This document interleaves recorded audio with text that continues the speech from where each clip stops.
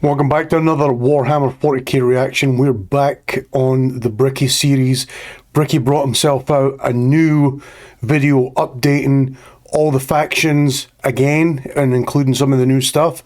So we're going to go ahead and hijack that content and do a little bit of a reaction to that. We know what we are. We're self-aware. So you guys keep asking for it. We'll keep doing it as long as it's fun and it's all in good taste. The last video we did was a Crack Duck video. It was a little bit a shorter one. It was on Cadia, which comes into Warhammer 40k lore a lot and was mentioned a lot during the other Bricky reaction videos. I wasn't even aware of what it was, but that was very interesting to get to know some of the history of Cadia, piece all of that stuff together, to find out why Cadia was written on tanks and uniforms and things like that. Obviously, I now know it's a planet. It was destroyed. It was a key outpost by the Eye of Terror and a key stronghold for the Imperium. In this video, we're going to react to Bricky's Every Single Warhammer Faction Re-Explained Part 1. Guys, let me know what you think of the video. Drop a comment, give the video a like, subscribe to the channel. Appreciate you guys coming by. Let's get into the video. All right, here we go. Every Single Warhammer 40k Faction Re-Explained Part 1. It's 2 hours long. Wow. We might have to do this in parts. We might have to do Every Single Warhammer Faction Re-Explained Part 1, Part 1. In the kind brightness of the far past, there was no war. Our galaxy was, for a long time, fairly empty and quiet. The first known species to appear during this time are known only as the Old Ones, cosmic entities that traveled across the galaxy with ease and seeded life through the stars. Shortly thereafter, a new species began to arise. The Necrontyr. Evolving under the harshness of a devastatingly powerful star, the short-lived and irradiated Necrontyr try to find the secret to eternal life and to be freed from their terrible existence. As they expand through the stars, they find the Old Ones and they plead to them to share the secrets of the universe and grant them purchase from their short and painful existence. The Old Ones respond with a lol and a lamau, and with their immense power, they force them back to their homeworld. The Necrontyr, filled with rage and hatred, make it their duty to get revenge on the Old Ones. A revenge that would come swiftly as a chance encounter with other gods gave them a solution. These other gods were known as the C'tan, a race of highly powerful star-consuming entities. Do not fear, young mortals, for we, the C'tan, will provide you with the immortality you seek. Come now. It will come at a little price, though. A poor sinner's hand.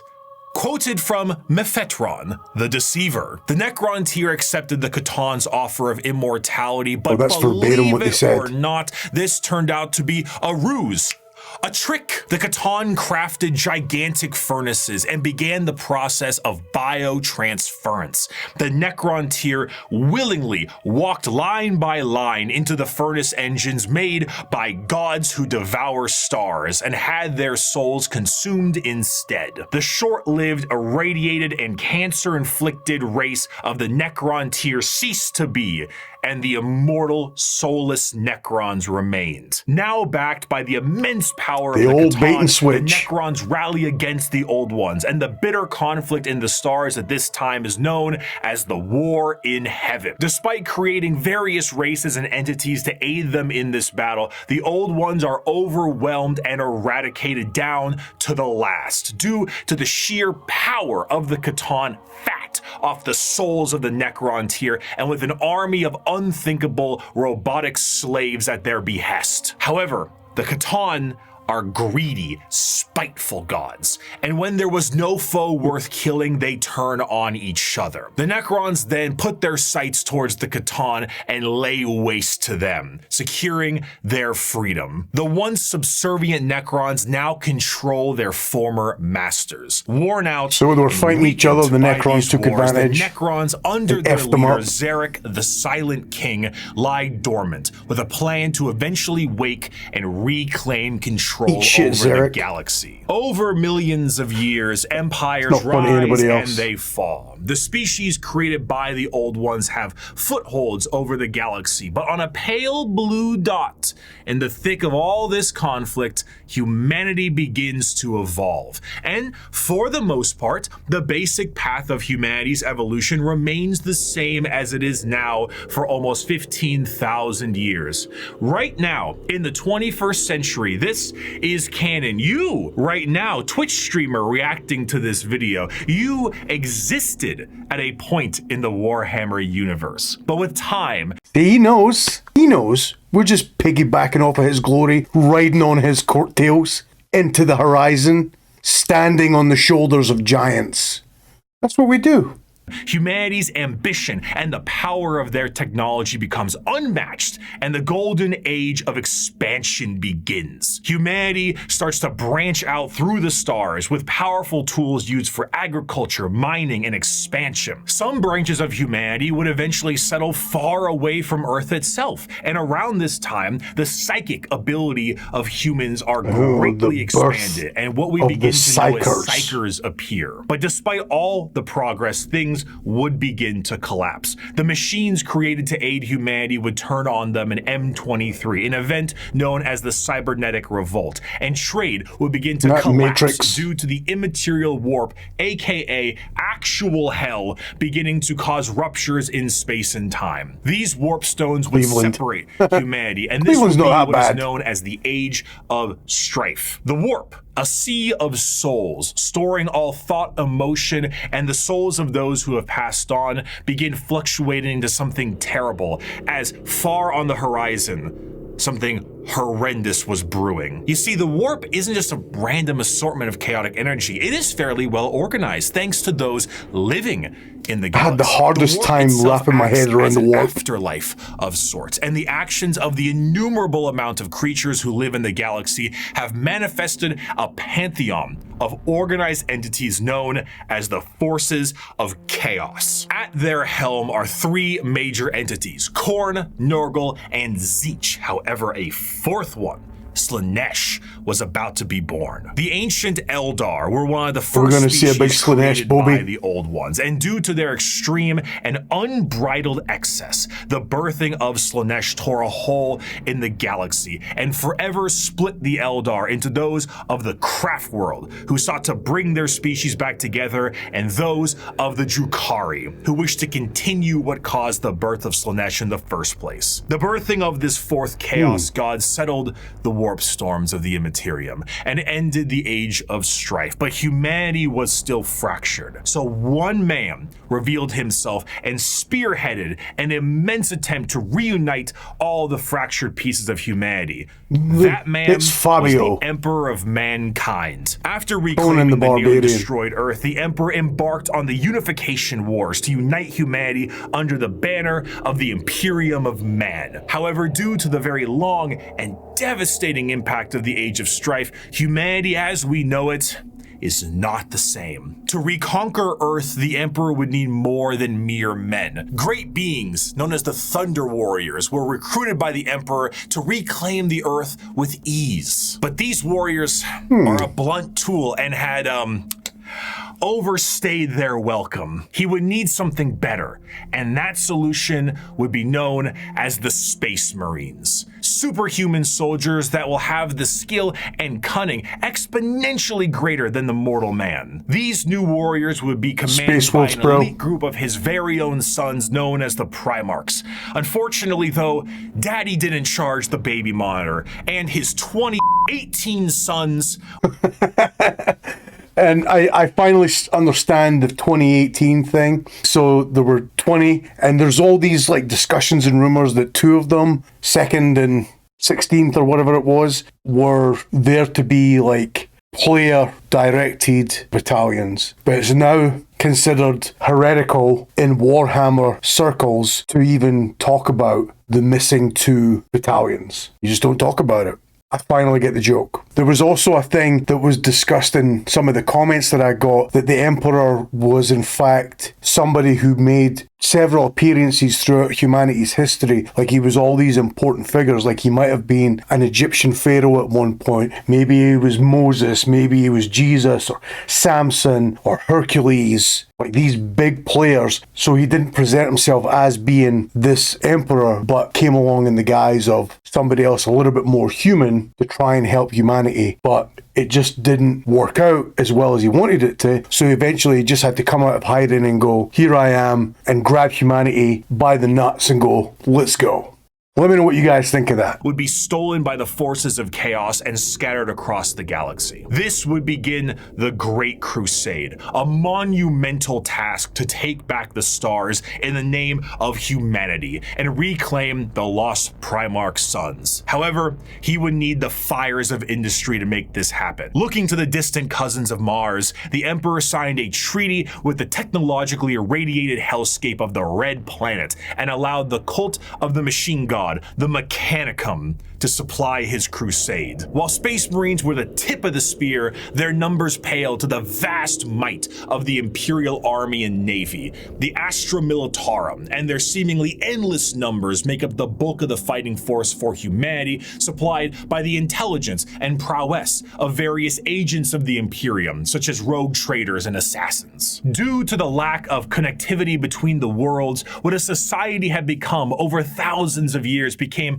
mysterious and varied. Tools once used for harvesting and agriculture now are being used as machines of war in the form of Imperial Knights. Some of these fractures of humanity would even be changed further and become unrecognizable to the average human, with differences in size, skin color, appendages, cat ears, sometimes. Some would go so far to become their own galactic societies, like the miners of the Galactic Core and their immense supercomputers, forming the Leagues of Votaan. After an incredible amount of effort and books, the lost sons of the Emperor would be reunited, and the Imperium of Man would be... Yeah, the vast amount of lore that's out there in these books, like the Black Library that publishes these, it's unbelievable how much is out there, and it's constantly expanding. There's new authors coming out and creating stories within the Warhammer universe. It is unbelievable. I just read Barrington's Eye of Terror. There's so much lore just within that one book, but that's just scratching the surface of it. It's unbelievable. Be firmly established.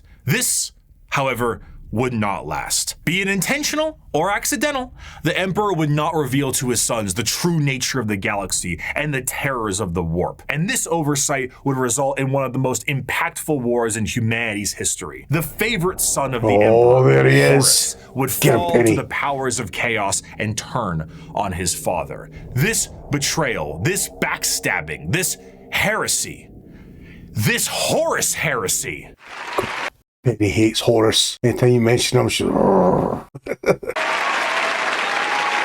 would result in a split in the Imperium with devastating consequences. Half of the Emperor's loyal sons would fall to chaos and become the Chaos Space Marines. 9 of them. Along with the forces of the Dark Mechanicum and the Chaos Knights. The conflict would result in the absolute obliteration of Horus and the physical death of the Emperor himself. The near-dead body of the Emperor would be placed on the Golden Throne to serve as a beacon of humanity and allow for the continued ability to travel the stars, protected by his most loyal, the Adeptus Custodes. The Imperium would be vulnerable during this age of rebirth, and Terra would find itself under siege by one of the most formidable species in the galaxy, the Orcs. As time went on and memories of the Emperor's vision began to fade, the Emperor would become less of a head of state and more of a religious figure, and the Imperium would change to reflect this. The leadership on a planet would be at the behest of the High Lords of Terra, and their actions would be courtesy of the incomparable power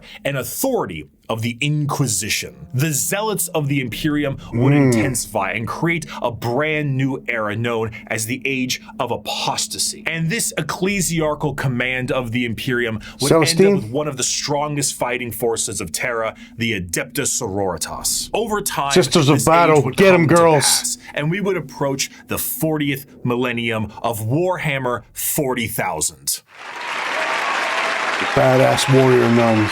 which, you guessed it, would come with its own form of problems. A primitive species once found during a recon mission would be able to evolve in relative secrecy for 6,000 years, becoming a highly advanced coalition of aliens known as the Tau Empire. And if the threats of the galaxy weren't bad enough, there are threats from outside the galaxy. As a monster has begun to wrap its tendrils around the Milky Way, the Tyranids, monsters that serve a psychic hive mind and present tactics previously unseen in the Milky Way. Be it a direct assault with their monstrous bug-like presence, or through the more covert gene stealer cults, the presence of yet another threat in the galaxy is proving to be overwhelming to the Imperium. So are they saying that the Tyranids came from a different galaxy? That wasn't seen within the galaxy before they came from another galaxy, or were they just a species that evolved and became self-aware as a hive mind in the Milky Way and then just propagated from there? In the 41st millennium, there is no peace among the stars. At any point, your life can and will be threatened by the Xenos races uncountable, or by the arch enemy of chaos within, or by the decroded terror that is the Imperium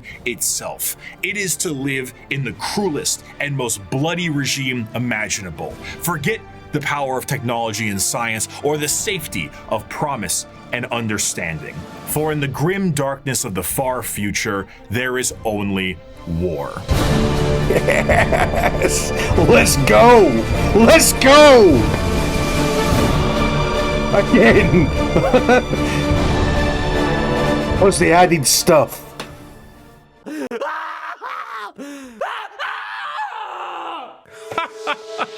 A fantastic job once again, Mr. Kurz, the Night Haunter himself.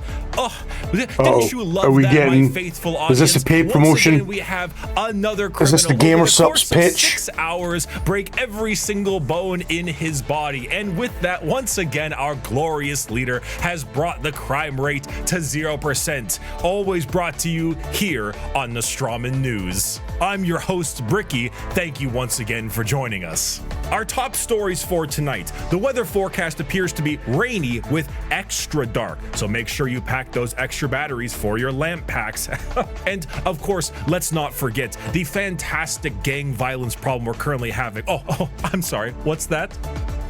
Oh right, it's gone. It's looking to be a chilly one tonight as well, so make sure your skin capes are nice and tight. Wait, hold on, one moment. No. Gamer Supps are 10% off. Tripled? Wait, I'm sorry. Self-harm rates have gone down to 0%. The Night Haunter smiled? No. This could only mean one thing. It is the Strawman News' great privilege to bring some color back in your life with the brand new 3-part Gamer Supps drop exclusively on this here. Alright, I got a bone to pick with this, right? So I fell for it. I went on the Gamer Supps thing, saw the 6-pack abs. It was sold out the last time that I went to buy it. So it came back in stock, but they've got the old 6-pack and a sweet 6-pack and the new sweet 6-pack. So I keep saying 6-pack abs. Where did that come from? So I logged on to buy sweet 6-pack and they've got this new one, but then it's on pre-order, right? So you can pre-order the thing that he's holding, the actual supplement. You can pre-order the shaker cup, the waifu shaker cup, and then you can pre-order a mouse mat. A mouse mat's even a thing these days? I don't know. I thought it was maybe like a flat clicker, a mouse pad, which would be really cool, but it's just a mouse mat. And they want something like $30 for it. So I kind of just went, no, I'll just get the supplement. But I was like, oh, the old sweet 6-pack is in stock, so I'll buy those. A couple of weeks go by, nothing. So I contact Gamer Supps and they're like, well, yeah, it's on pre-order, so you won't get it for about 16 weeks after the pre-order closes. I'm like, I get that, but what about the other thing that I ordered? Like, well, you ordered it in the same order, so that's going to come with the pre-order. I'm like, even though you have it in stock, and they're like, well, you only paid for one shipping. Like, this is 2025. Like, This is 2025. Who's not offering free shipping right now? You can actually go on to Amazon and buy some Gamer Supps, not all the flavors obviously, but get free shipping with that and pay maybe $2 extra, as opposed to paying $10 in shipping. Rant over, sort of, but I'm still going to wait until end of July, beginning of August, they said, to receive an item that's already in stock because I ordered it with a pre-order. Thanks, Gamer Supps. Get f***ed. Now my rant's over. News Network. That's right, your esteemed host Bricky myself is dropping a 3-part Gamer Supps release for pre-order, available now and only for a couple of weeks. Not only does it include a completely brand new artwork reskin of the Sweet 6-pack flavor, one of the highest selling flavors in the entirety of Gamer Supps, but it also comes with the first ever all-over print Gamer Supps 32-ounce jug. And if that isn't enough for you, if the phenomenal drink and drink holder is not enough for you, we have a desk mat to go along with it. That's right, the Herculean look of the brand new Sweet 6-pack style is here. We're still looking at muscles beyond belief, but this time we're talking taste, we're talking Atlas, we're talking smooth. And if that wasn't enough, I, your co-host specifically, should you pre-order all 3 of these items, will personally hand sign a note for you, thanking you for supporting this network. All of this you can receive for 10% off if you go down in the description of this video and click the link, or somebody hold me up. /Bricky. That is actually pretty cool, to be honest, but still. Save 10%. I'm just a little bit bitter that I'm still going to have to wait back into your life and increase production across the board for our glorious leader, the Night Hunter. Thank you, Gamer Supps, for sponsoring the Strama News, and let us move on to our next scheduled program. 5 years ago, I made every Warhammer 40k faction explained. A passion project of mine for a universe that I enjoyed so much. Its main purpose was to be a drawbridge, the separation between the layman who had only ever seen the big armored blue man situated neatly next to a Wetzel's Pretzels, and then the hardcore Warhammer lore nerd. That was just too wide, and there was nothing bridging these two together. Since 2020, Warhammer has exploded in popularity thanks to COVID, quality game updates, and a few excellent video games, and a couple miniseries. The sheer volume of people who have told me they have purchased miniatures due to that video alone makes me feel as if Games Workshop owes me commission.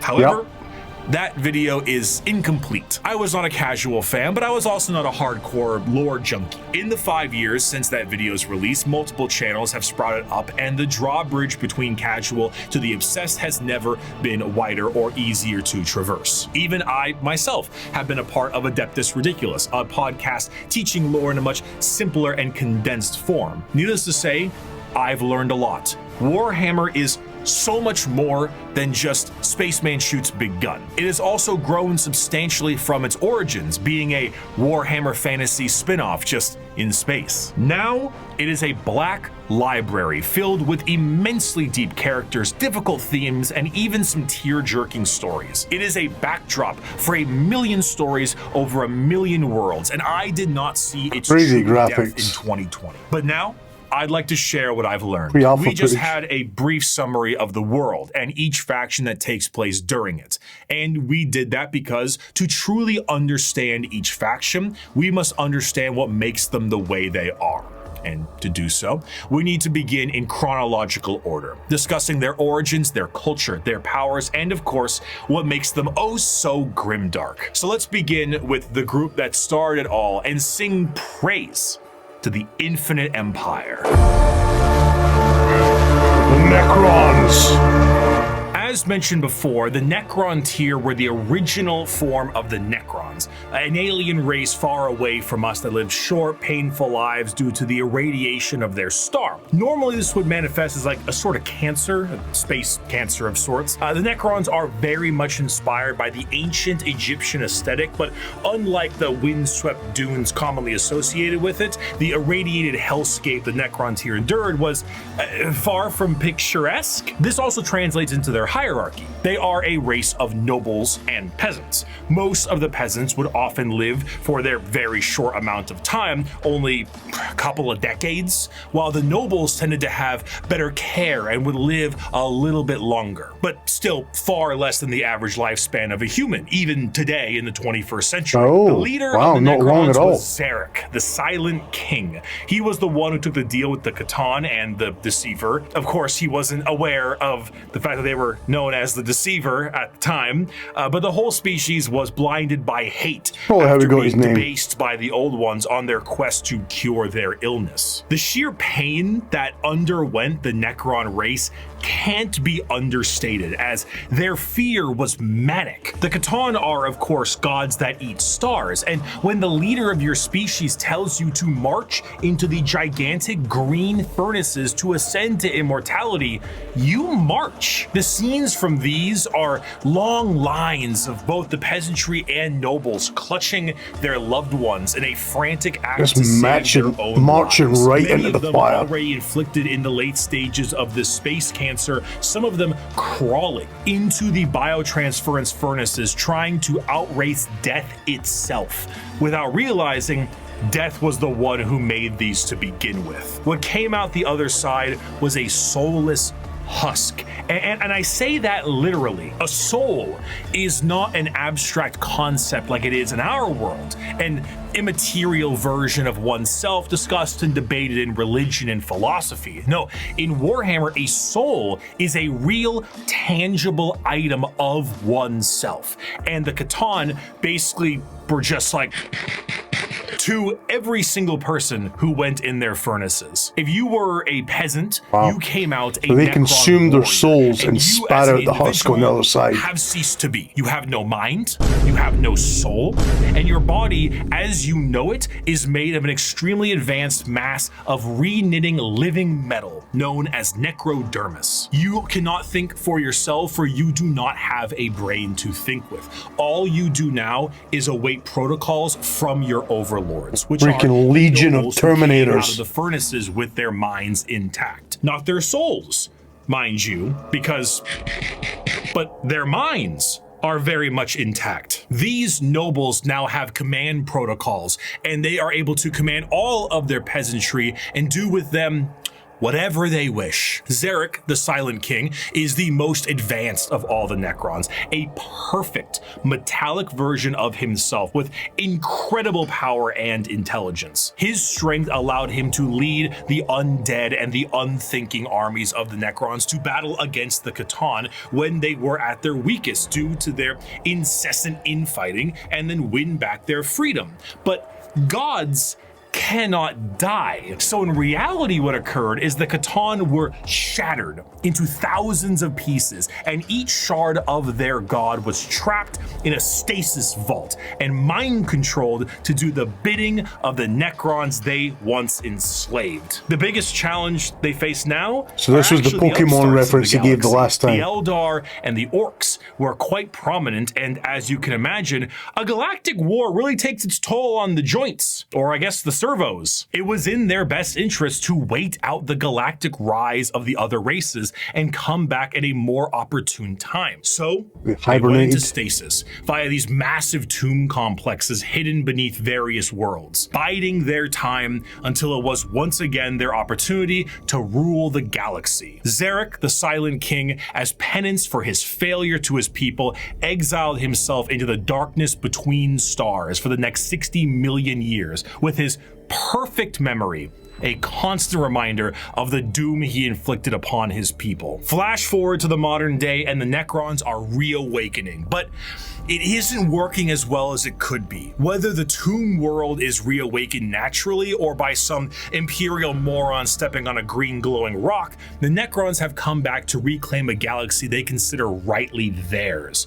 But 60 million years of hypersleep have taken their toll. Many Necron dynasties awake with systems unrestored and huge swaths of their population's minds completely lost. Necron nobles wake with various mental faculties compromised, sometimes exhibiting traits similar to excessive paranoia, schizophrenia, or even dementia. One notable Necron, Nemesor Zandrek, believes that he is still back on his home planet fighting off separatists and interlopers. See, Oberyn, the separatists come, attempting to outflank me as they did at the 4th Battle of Vindach. How they calculate that daubing themselves green and roaring like savages will produce a different outcome, I cannot fathom. But it is of no account. Ready, my legions. Another glorious victory shall soon be ours. Other individuals, such as the esteemed Imitek the Stormlord, seek to usurp the newly returned Silent King for rightful ruler over the Necron race, believing his time has come to an end,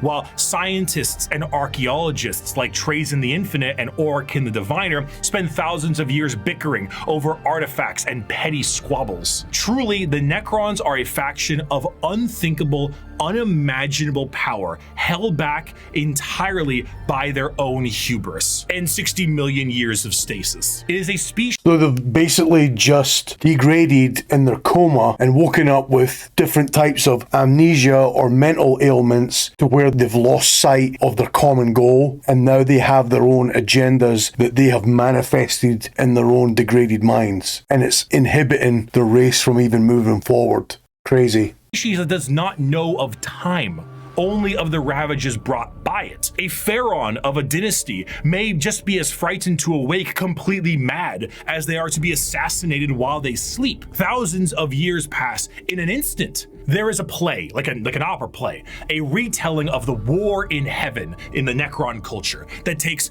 40 years to witness. Jeez. Why leave? I'm having trouble sitting through this for 2 hours. You are immortal, but you are soulless. Despite the Necrons' incredible technology, their mastery over time, reality itself, despite all of this, they still are missing a soul. And therein lies the biggest struggle. Most Necrons look to conquest the galaxy, kill the interlopers like the humans, Eldar, and orcs that scrape at a fraction of their power. But the end goal for many, including Zarek himself, is to return the souls to their bodies, to undo the horrible fate he cast upon them. This is not the interest of all. Many simply wish to rule their dynasty with an iron fist and kill all they consider unworthy. But to many others, it is to undo the decision that doomed them all. So basically go back to how they were before, like the fate that they were so convinced that they needed to get away from, the death that was in store for all of them, and it turns out that that is their new version of heaven, their new version of the promised land, their new version of salvation. Heavily ironic. Before they can do that, there is a pest that needs exterminating. That is the fundamental understanding of the Necrons. They are so hyper advanced that their science borders on magic. They play with the fundamental aspects of reality and time. Their mastery of the physical galaxy is the strongest in the universe. Their weapons reduce people to the barest molecules, and they have devices capable of causing stars to supernova. They are unfathomably difficult to kill, as if you do fell one of their number, the living metal re-knits itself and the reanimation protocols allow it to come back alive once again. They're masters of teleportation. And if you roll a 6, right? Fully will just have its consciousness translocated back to their tomb world to await reassembly. Normally they utilize large phalanxes of warriors and honorary combats, but some of them have fallen to various mind viruses. The destroyer cults are hell-bent on killing anything and everyone that lives with an overwhelming force. And then there's the flayed ones, Necrons cursed with I have no mouth and I must scream, a panic attack virus, as the last laugh of Landogo, the Flayer C'tan. Slowly losing their minds, they strip apart their foes and adorn their bodies with the skin of their enemies, trying to better return to their old feelings of flesh and blood. The Necrons are a degraded version of their mighty empire and still one of the biggest threats in the galaxy. The only thing keeping them at bay currently is their awakening sickness and their infighting with no care to the timeline. But they are coming, and slowly they plan to rid this galaxy of the vermin that inhabit it. My people shackled the stars and broke mortality when the species you sprang from had barely left the slime pools it spawned in. Our wars burned reality, and the dominion of our kings is without limit. The ground you tread on is not yours, it is ours. The war in heaven was a catastrophic time for the galaxy, and as stated in the above quote, burned reality. Of course, souls exist in Warhammer, and in the case of the Necrontyr, they were consumed by the star gods. This begs the question, however, if you were to pass on, expire, as one might put it, where would your soul go? The answer to this is the warp. In Warhammer, a soul is real. And so is hell, the afterlife, the Empyrean, the Sea of Souls, the Immaterium. All of these names refer to the dimension parallel to our own known as the warp. Now, the warp is not like our reality. It does not follow the classic normalcy of time and space. It is defined as the Sea of Souls, and it acts like this in a more literal way than you can realize. To imagine the warp is to imagine the sea itself. Hell is real, and you can surf on it. It has a current and can become more dangerous depending on where you go and how bad the weather is. As the Immaterium is a reflection of our reality and of our souls, all thoughts, all emotions, all feeling that goes with a soul is passed on into the warp. If an entire planet decides it's going to engage in a blood-fueled rampage of murder and gore, then the warp around that planet will be affected in a similar manner. Motions affect the weather of the warp. It is a parallel, not perpendicular dimension. But it is changing. To expose oneself to the warp for any period of time invites certain death outside of the most iron-willed of individuals, and to stare into it will drive one mad. Much like the open seas, things dwell in the warp. Whether these beings were always there and were just emboldened by the carnage of the galaxy, we can only speculate at. At a time, you could say it was more calm.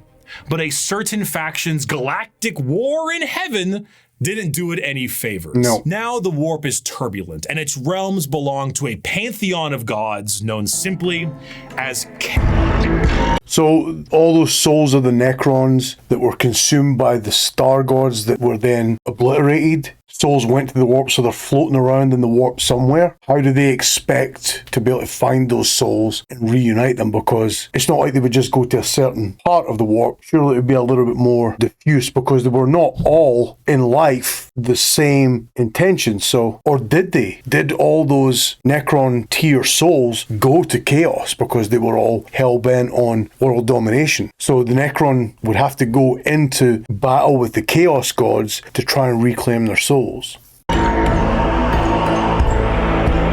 The forces of chaos are beings that serve directly under their patron deity. There are 4 current gods of chaos at the moment: Khorne, Tzeentch, Nurgle, and Slaanesh. Each of them represent various facets of and emotions of sentient species and play a great game against one another for total control over their realms. Interestingly enough, while their disciples have physical forms we can understand, the chaos gods do not have a physical visual that you can perceive in reality.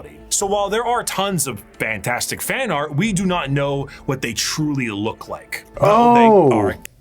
It's almost like this is what religion and, well, regular people as well imagine what the face of God would look like. They paint him with this grey beard and robes and stuff like that. The Warhammer universe is basically doing the same thing with these chaos gods based on what their characteristics are. They're creating a physical form around these metaphysical characteristics. Interesting. I didn't know that this was all fan created, that Black Library hadn't come out with actual descriptions of the gods. That is cool. That is cool. Conveniently color-coded. Khorne is the god of blood and murder, carnage and slaughter. He is the one who is most powered by the wholesale killing of any living thing, for Khorne cares not from where the blood flows. With a sacred number of 8, he is the lord of all things involving killing and blood and gore. The champions are extremely strong as well, with monumental muscles sacred and number extremely of 8. large weapons. A true analog to Khorne would be his greater demon, the Bloodthirster. Thirster, an enormous, muscle-bound flying devil with an axe so large it splits tanks in a single swing. They move into battle with armor of brass adorned by the skulls of their foes and pools of freshly spilt blood. This may appear to be quite frightening, of course, demonic, one might say, but in the world of chaos, all emotions feed one of these gods in one way or another. If you were to define Khorne with single words, you would use blood, carnage, murder, skulls, but you'd be missing out on important ones like strength, honor, prowess, courage, and skill. Khorne is not just about the wholesale slaughter of people. He is about the honor and power of martial combat. The true strength there is in besting someone in physical strength and skill. Of course, a murderer would be someone who would feed Khorne, but a soldier could feed Khorne. A martial artist or professional fighter could feed Khorne. A warrior, good or bad, feeds Khorne.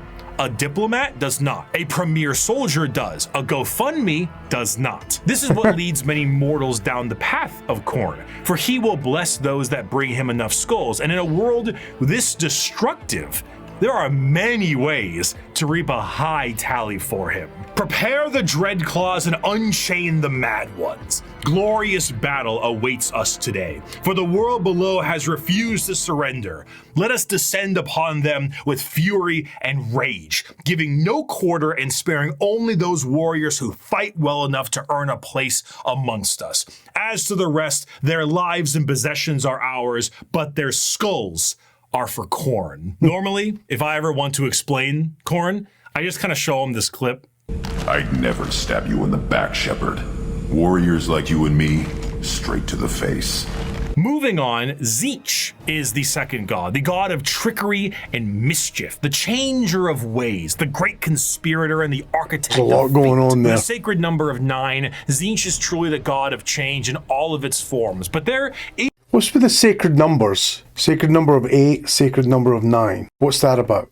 Is an obvious undercurrent of mischief and cunning. Tzeentch is such a liar that his pants have gone thermonuclear. Ouch! Where the fuck is it? His favorite pastime is asking that guy's a maniac. If you've ever seen his clips, simultaneously making up answers on the spot to a question he didn't ask. Have you ever had a dream that you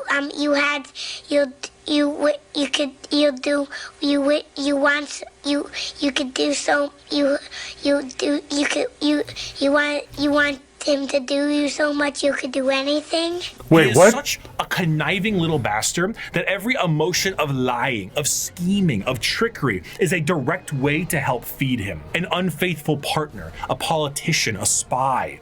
All these people feed Tzeentch in one way or another, and it doesn't matter if the intentions are good. Acceptance does not feed Tzeentch. Change does. Tzeentch doesn't care about your facts. He only wants opinions. Because he represents change, he also represents hope, though. Schemes are not always bad, and even the hope to make a better tomorrow is the change he seeks. Because he is the architect of fate and the mastery of sorcery, his presence is purely unknowable. Every depiction of a Tzeentchian demon contains more eyes than are necessary and more mouths than I know what to do with. It is a biblically accurate angel if the angel gaslit you into thinking birds are government drones. But are they? The creatures at his disposal adorn themselves with the knowledge of sorceries and the unknown, all to provide a mind-crushing experience. Fighting demons from outside of our reality is difficult enough, but fighting demons from unreality, purposely attempting to trick you, is a whole new thing entirely. And that is before we even get started on the gigantic bird of sorcery you're going to need to face. Do not ask which creature screams in the night. Do not question who waits for you in the shadow. It is my cry that wakes you in the night, and my body that crouches in the shadow. I am Tzeentch, and you are the puppet that dances to my tune. Third of the chaos. So I listened to a couple of audiobooks, and one of the narrators was pronouncing his name as Zench instead of Zinch. Like, what's the proper canon pronunciation of it? Is it ever written phonetically down? A Black Library come out and said, this is how you say it? I mean, as clued up as Bricky is, I'm guessing that this is the right way to do it, but I thought also that an audiobook reader who's hella into Warhammer 40k would have known what the correct pronunciation was. What do you guys think? Chaos Gods is the one of acceptance of rot and pestilence, the grandfather himself, Papa Nurgle. Nurgle is the exact opposite of Tzeentch. Where Tzeentch believes in change and hope for a future, Nurgle believes in stagnation and the end of everything. At one point or another, we will all decay. We will all rot and we will all end. And with a sacred number of 7, every single thing, pestilence, boil, and everything sacred number thing again comes under the great shadow and girth of Nurgle himself. For Nurgle, the plight of mortals is his fear and wine. And no matter how solid life might be, everything will decay in the end. In the creation of life, there must be an end to that life. And nobody has more creations to end lives than Grandfather Nurgle himself. Every boil, every blemish, every pus-filled wound and disease, every rot and every plague is kept and concocted by Nurgle. If everything dies on the battlefield and decays, like if everything's decaying and ends up with Nurgle, where's the sort of line of demarcation to go, well, that was a battle in war, or this person died on the battlefield after suffering gangrene? Like, where's that line of demarcation? Which ones go to Khorne and which ones go to Nurgle? Because if he's saying everything decays, then everything would go to him, right? So where is the cutoff? This, humorously, keeps Nurgle as a jovial god. He is full of life and laughter. Jiggle and by creating physics. as many diseases as he possibly can, he shares that joy with mortals. I mean, his envoy is the great He looks unclean joyful. one. And look at how happy he is. And there's a lot of him to love. A fear of death in general is feeding Nurgle. All disease makes him stronger, but to pray for salvation for a wounded loved one is to feed Nurgle. The timeless and inevitable pray for salvation for a loved one, but that's hope, right? So how is that not Tzeentch? You see where I'm confused here? Fear that one day you will rot and decay is what gives him strengths. The Peloton won't feed Nurgle. Licking the doorknob on a public bathroom certainly does. However, should you embrace your grandfather's gifts, don't ever do that, an kids. End to your pain. Peloton, I mean. Maybe. All mortal followers of the Chaos Gods found themselves there in one way or another, either through the direct worship or the slow corrupting of their souls. But those that take Nurgle's gifts and embrace the decay of their bodies may end up being chosen among his few as a faithful servant. In doing so, you will be free of the pain caused by Nurgle's ailments, and you may even find yourself just as jovial and happy as he is. And that's hope, though. Maybe. That's hope. His enemies shall wither and die. His allies shall wither and die. Yeah. The universe and all within chaos. You're not meant to understand it, right? And die. And when the great corruption has settled over the land and permeated the very foundations of reality itself, then shall the Lord of all rise from the rot and ruin, spread his arms wide to reclaim all of his dutiful children. Those were the 3 major chaos gods for a very long time, emboldened by war and death on a galactic scale, ever present, but now fact on the suffering of a galaxy. One race, for a while, was able to elude the pull of chaos, an advanced race of psychically attuned aliens whose master over the physical world was so strong that chaos could not glean from them the morsels of power they once had. Or so they couldn't. Not for a long while. 60 million years ago, in an attempt to combat the Necrons in C'tan, the Old Ones made a new species. One with innate power in the warp and the ability to harness it with a mastery that was unseen by so many others. A mastery so powerful, the Necrons retreated to sleep in order to wait it out.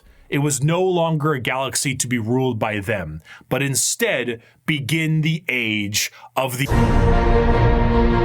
Eldar!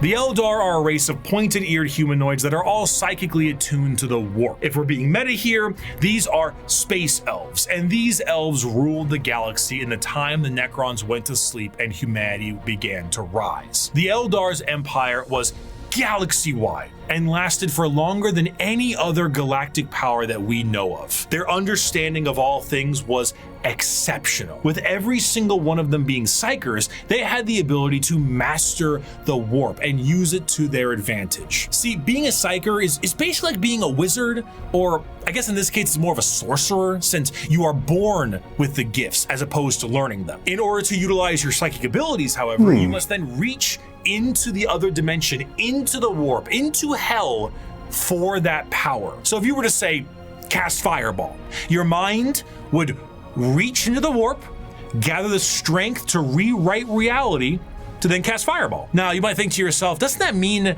if you are opening up a power to the warp, you may create a lot of risk to yourself because of all the horrible things we just talked about in the warp?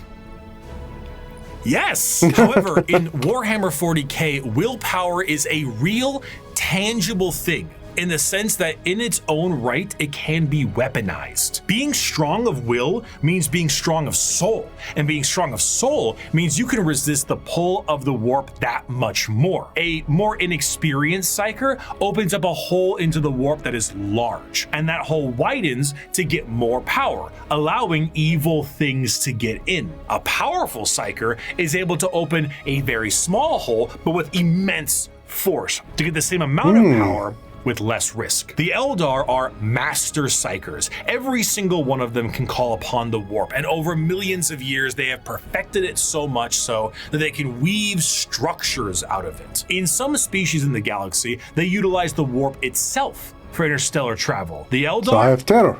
Ain't having any of that noise. How about we utilize a fancy alternative mode of travel that is substantially safer than the old ones created, called the webway? What about dying?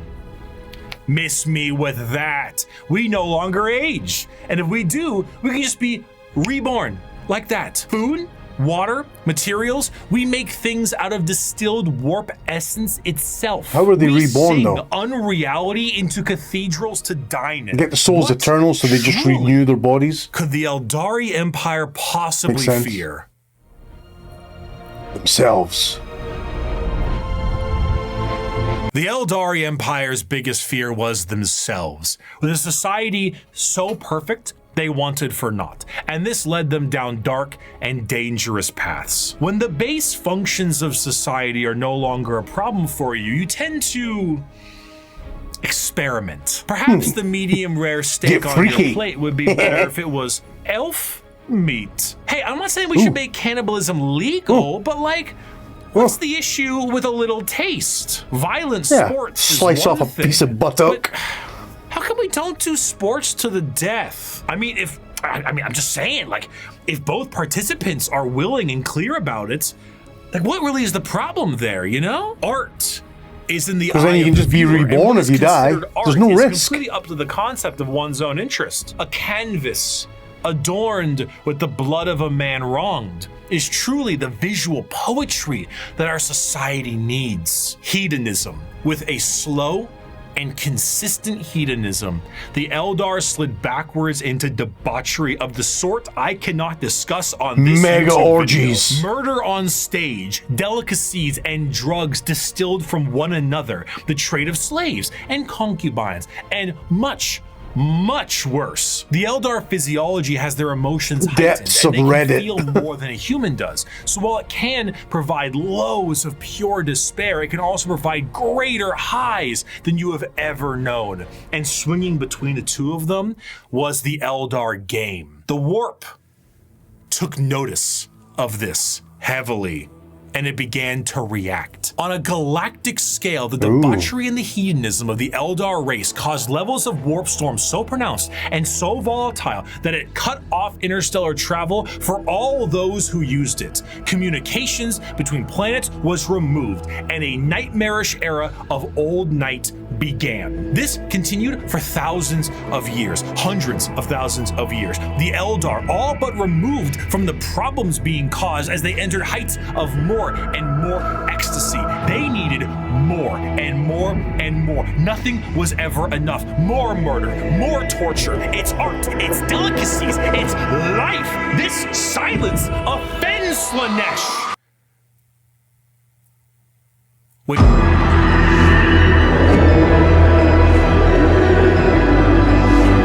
Slaanesh, the Prince of Pleasure, she who thirsts. Saying she who thirsts, which he mentioned in the last video, he who thirsts. So I get that it's probably like a sort of fluid gender thing. It's all just about desire.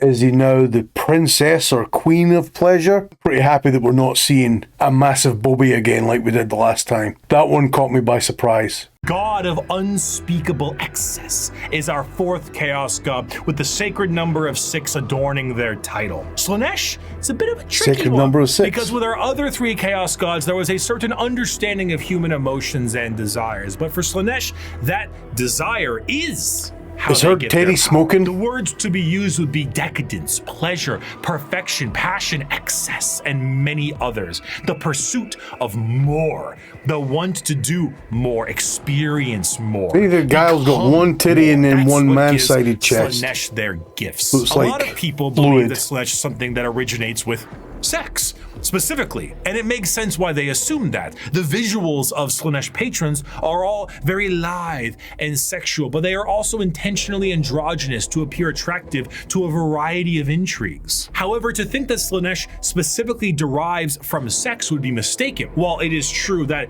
a lot of humanity's actions can relate to getting laid, and Slaanesh is the dark prince of desire, it's more on the lines of feeling an excess of an emotion. It is excessive touch and scent and desire, and a lot of that has to do with sex. That's why it looks like sex, but it's more than just that. A patron of the arts may feed Slaanesh, one that aspires to become the perfect chef or master of their craft, and the sheer pursuit of that alone will feed Slaanesh. Whiplash is Slaanesh's absolute favorite film. So desire for Videos where perfection. people beat Elden Ring on a dance pad feeds Slaanesh.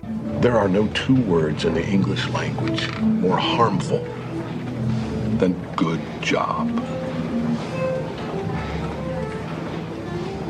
J.K. Simmons, legend. No, man, no. This also moves into the concept of feeling. Sensation is a majorly Slaanesh-coded thing. It might start off feeling good, but then you get to play around a little bit, you know? You play with a little bit of pain. Light pain might not be enough, so you might like want that. more. Or that's nippy. inflicting the pain could be your jam. Music can increase to volumes that may hurt your ears, and even then that might not be enough. More. You must have more. Many of the disciples of Slaanesh carry a demonic form in their lithe grace. The Keeper of Secrets is his chosen envoy, and their movements are a blur of dance and pain with an aura all the more fatal. They dance and sing, but there's always a form of malice. My buddy's a Slaanesh demon.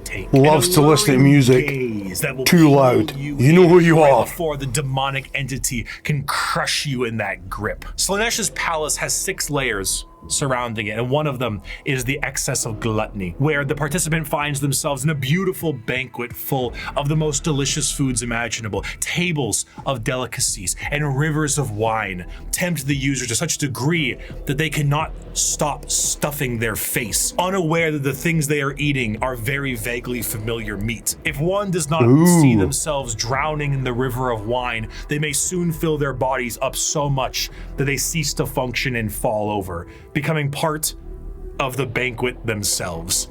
That is one of these 6 layers of Slaanesh's palace. This was the ecstasy that the Eldar civilization indulged in for millennia, and did so at a monumental scale that they created a god from it. Find pleasure in every moment, indulge in every whim. Let lesser races feel the burden of their crude lives. We are beyond such concerns or worries. Every power is ours to use, every sensation ours to experience. We are truly masters of the galaxy, and all others exist only to satisfy our curiosities.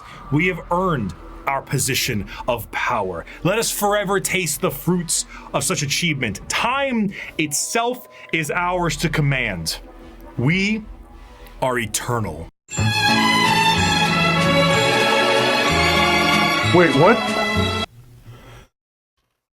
Am I reading that right? I mean, I know this is like an Always Sunny in Philadelphia reference. We're talking about goons, like the big goon of wine thing. I might be getting the wrong end of the stick here, but that's how it reads to me. The gang chugs a gallon of jizz. That's what I'm reading there. With the birth of Slaanesh, the Eldari Empire ceased to be.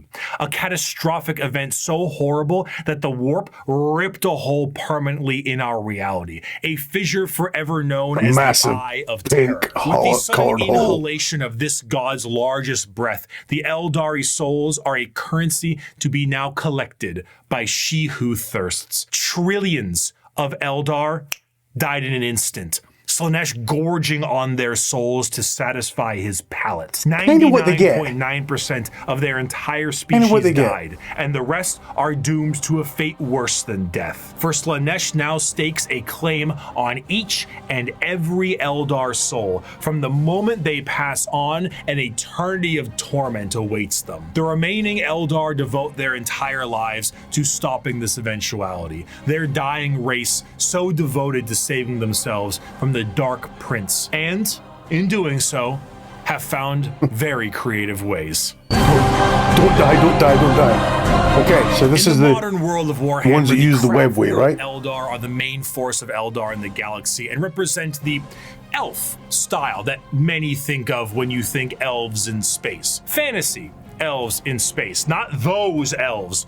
We'll get to them. A Craftworld is a monumentally large starship, the size of a continent, that acts as a form of flotilla. During the highest reaches of hedonism, many Eldar saw the demonic writing on the wall and began to try and seek asylum from their own debauchery. Those Eldar left on monumental Craftworlds into the far reaches of the galaxy and saved themselves from Slaanesh's awakening. The main thing the Craftworld Eldar seek is to temper their minds and bodies in a way that will never allow them to slide back into their old ways. The representation they carry is that of a more feudal Japanese motif. Eldar follow paths as they age, the path of the warrior, the seer, the poet, the diplomat, the bone singer, and so on. These paths are a strict code of conduct to hone the heightened Eldar psychology down a school of thought and action. And if it sounds a hell of a lot like Bushido, well, you're damn right. Here's a medal and a soul stone. Don't lose it or an eternity of torment awaits you. Going through these paths will allow you to take up not just a role in Eldar society, but keep your mind clear from the past worries that plagued them. Every Eldar is technically a psyker, however, very few of them actually utilize their psychic powers for fear of tempting she who thirsts. Right. A large amount of emphasis is also that's almost like a homing beacon for Slaanesh. And learning from them the farther you go down a path. This can sometimes be seen by the large variety of jewels adoring the armor of Eldar. Those are called soul stones, the biggest middle finger to Slaanesh they can think of. See, when an Eldar dies, these stones act as a backup, and instead of their souls going to Slaanesh, they are then trapped and stored in this little stone. So when the Eldar say they commune with their ancestors, they mean so very literally, as the spirit and soul of generations before them are stored here. Often, larger structures may contain vast amounts of soul stones, such as the Infinity Circuit in the Craftworld itself, allowing the souls of the dead to help power their enormous starship. The young so those are basically engines for the Craftworlds. But rather, their curiosity drives them to try every fruit from the tree. Thus, it is that so many take the path of wandering or the path of damnation in their first years of adulthood. And so, the great tragedy of our kind is played out again and again as the number of our people shrink from generation to generation. These paths, when completed, allow an Eldar to move to the next one, then the next one. However, since this is the grim darkness of the world, many of these paths rely on combat. The Eldar actually had gods at one point: Cain, Vol, Isha, Azaryan, and so on. These gods are aspects of the Eldar pantheon, and while many were killed in Slaanesh's creation, their teachings live on. For some, the gods were even absorbed by Slaanesh Slaanesh. Is to join the Aspect Warriors and embody the wrath of Cain, their god of war. While guardians of the Eldar Craftworlds are more akin Legacy to a trained of Cain. militia, the Aspect Warriors embody a particular variant of the path. Each are led by a Phoenix Lord, a name passed down from generations and embodying the souls of prior Phoenix Lords with each new one. The Howling Banshees, led by Jane Czar, Fugin and his Fire Dragons, Baharoth and his Swooping Hawks, or Malgan Ra and his Dark Reapers. Each aspect shrine carries with it the Eldar way of war. Fast, hard-hitting, and incredibly tricksy, for they do not have the numbers to fight in any other way. Craftworld Eldar show how mangled an empire can be by their own actions. They once ruled the galaxy in an honest, non-hyperbolic way, but in the end, they were bested by themselves, and their most prominent remnants are forced to drift aimlessly through the galaxy, trying to save their species from extinction and resist the temptations of she who thirsts. Just circling the drain. The party, it's just beginning. Deep within the webway is the city of Kamara. This dark city once existed as a port in the webway that allowed for ease of transport for the Eldar between its various domains. The significance of this city meant that it needed to be a bit more of a neutral territory outside of the jurisdiction of general Eldar law, and therefore it was allowed to self-govern. This did not go well. The Dark City became the hideaway for all manner of sin. The Eldar race slipped into debauchery on a galactic scale that it birthed a god, and this was the city you went to when that wasn't enough for you. The convenience of being so deep within the webway was that it exists as a blind spot to the horrors of the warp. So while the rest of the Eldar fled the downfall of their species, Kamara kept partying. When Slaanesh was birthed, they were saved the worst of it, thanks to them being nice and neatly tucked away inside the webway.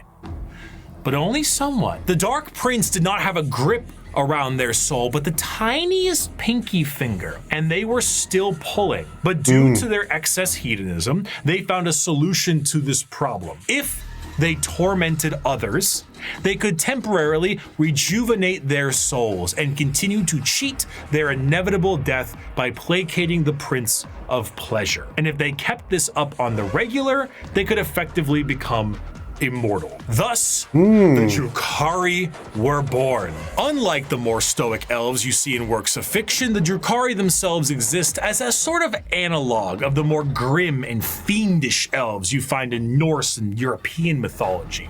The Drukhari are soul vampires, but the more basic means to feed are hardly enough to keep them going. This desire to feed is known as the thirst, and to quench it effectively, they have mastered the art of biotechnology and dark sciences to really juice themselves up on the crispy soul sprite from the vending machine called the Galaxy. The majority of Drukhari act as pirates and raiders and slavers. They go into our physical reality and drag people back to Kamara to commit atrocities that go beyond any imaginative torture a human can think of. The Drukhari are organized in various groups throughout the Dark City to accomplish this in a more organized and extremely brutal way. The Cabals act as the main warriors of the city, led by their Archons. Witches and Succubi act as entertainment for Kamara in gladiatorial arenas, and the flesh-crafting homunculus keep the Drukhari alive and discover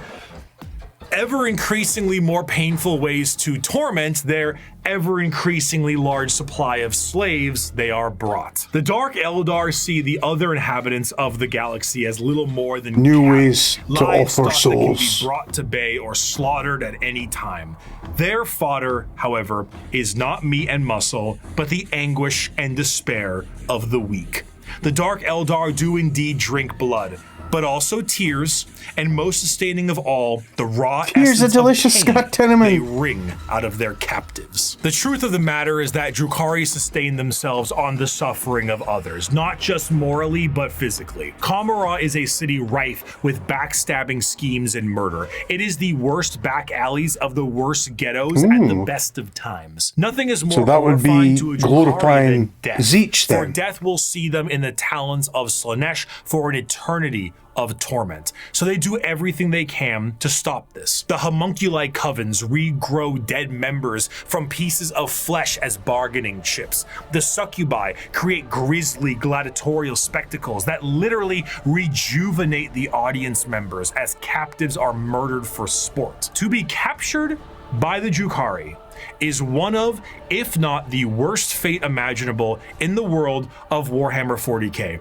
In a universe built on war crimes, they are the most debased war crimers of all time. To be tortured and sacrificed in the gladiatorial arenas is a blessing, for you have escaped the fate of being in the Fleshsmith's control group, or being turned into a living and breathing piece of furniture for an Archon's quarters. In a cruel twist of fate, a newly born Drukhari does not arrive being worn like a living necklace.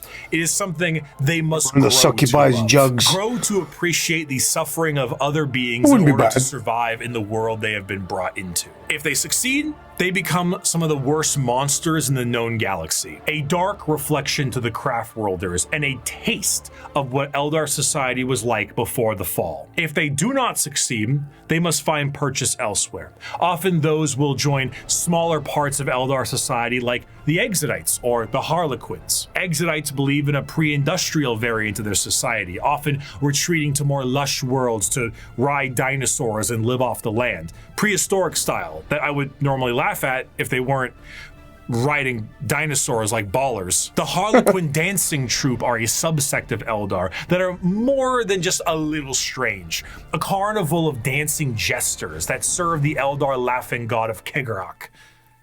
They arrive never when expected and leave just as quickly. Blurs of light carry their footsteps as they dance their foes into a grave. Combat is just as much of a joke as it is a play on bloody murder. They travel and aid many other Eldar and sometimes even humanity for reasons we can never understand. Perhaps one day we will. So I got into it with somebody in the comments and I was like, oh, they look more like goblins than elves. And then, no, they don't. They're absolutely not like goblins. Again, it depends on the type of universe that you're talking about. If that doesn't look like the Hobgoblin or the Green Goblin type characters, I don't know what does. Everybody's entitled to their opinion, but people getting really butthurt about, no, they don't look like goblins at all. They kind of do. In my humble opinion. Would have, were they not stripped of their army book and folded into the Eldari Codex. So I suppose it'll have to stay a mystery, or maybe it was one of Kegarak's master plans to get back at she who thirsts and save their species. Who could know? Perhaps it was all a sick and practical joke. Lay off the delude them all. And he would just find it very funny to watch me fumble the discussion of one human on a tiny blue planet across the galaxy. Oh, speaking of. Before the fall of the Eldar, Earth, or Terra, as it's called, was in ruin. One man looks to put the pieces back together. Where did he come from? We don't know. Some say he was the result of early shamans. Some say he is the final old one who escaped their species genocide. From Street Fighter and those that are smartest know the answer is, it doesn't matter. He revealed himself as the Emperor of Mankind, and he was tasked with the most monumental upheaval of humanity possible. The Eldari's warp fluctuations had turned the golden age of humanity into old night. Interstellar travel cut off? Check. An AI uprising? Check. You got Brand new psychers popping up and not knowing how to handle their powers? Oh, check. Demonic incursions? Check. Thousands of years this occurred, and now the Emperor of Mankind showed himself to put the pieces back together. Unifying Terra under his rule, the Emperor founded the Imperium of Man and ruled it with an iron fist. He was the supreme leader and nothing could stand against him. He wished to remove mankind from the yoke of its former failures, and he knew he would be the best leader they could have because he was right. AI banned, religion banned. You did as the Emperor told you, or his Thunder Warriors would put you in your place. That place often being a grave. So I think what would be good throughout this video, if I have one sort of criticism, is just a sort of timeline. Because I'm guessing that all of this stuff is happening with the Necrons and the Eldar and the birth of Slaanesh, like way before our current time here in the second millennium. Third millennium. Because, yeah. So I'm guessing that all this stuff is leading up to the 41st. So the rise of the Emperor, like I said, maybe throughout history, BC times, 500 AD, to the medieval times, to current day, there's been a manifestation of the Emperor as a historical figure. But then sometime in the near to medium future, maybe 5th or 10th millennia, is when he finally reveals himself. So for me, that would just be handy to have that sort of timeline throughout, leading us up to the 41st millennium. Not trying to be critical, but it would just help me be less confused. Now, Terra was thriving, but humanity needed to reclaim its long-lost brethren scattered across the stars. But to do so, he needed those that could build him a fleet truly meant for the reconquering of the galaxy. And so he turned his attention to the red planet of Mars. Oh, never mind. Too early. Apedtus Mechanicus. I was like, it's great, the Space Marines. Close allies long before Jump the gun. Unification Wars. Mars was the first world terraformed by humanity and became what would ultimately be the first hive world, an epicenter for industry and technology. The Age of Strife did not treat the red planet kindly, however. Mars was cut off from Terra during this time, and the warp storms that ravaged the planet turned it into an absolute nuclear hellscape. Those who were on the surface were turned into your run-of-the-mill mutant if they even survived the bombings they inflicted on themselves, but others were lucky enough to escape beneath the red sands in powerful fallout shelters. These became their generational habitats, but this resulted in extreme reliance on technology and those who could use it. They began to view the technology keeping them alive less as a technological advancement and more of a divine intervention, with those skilled in it as priests. The Martians began to worship the power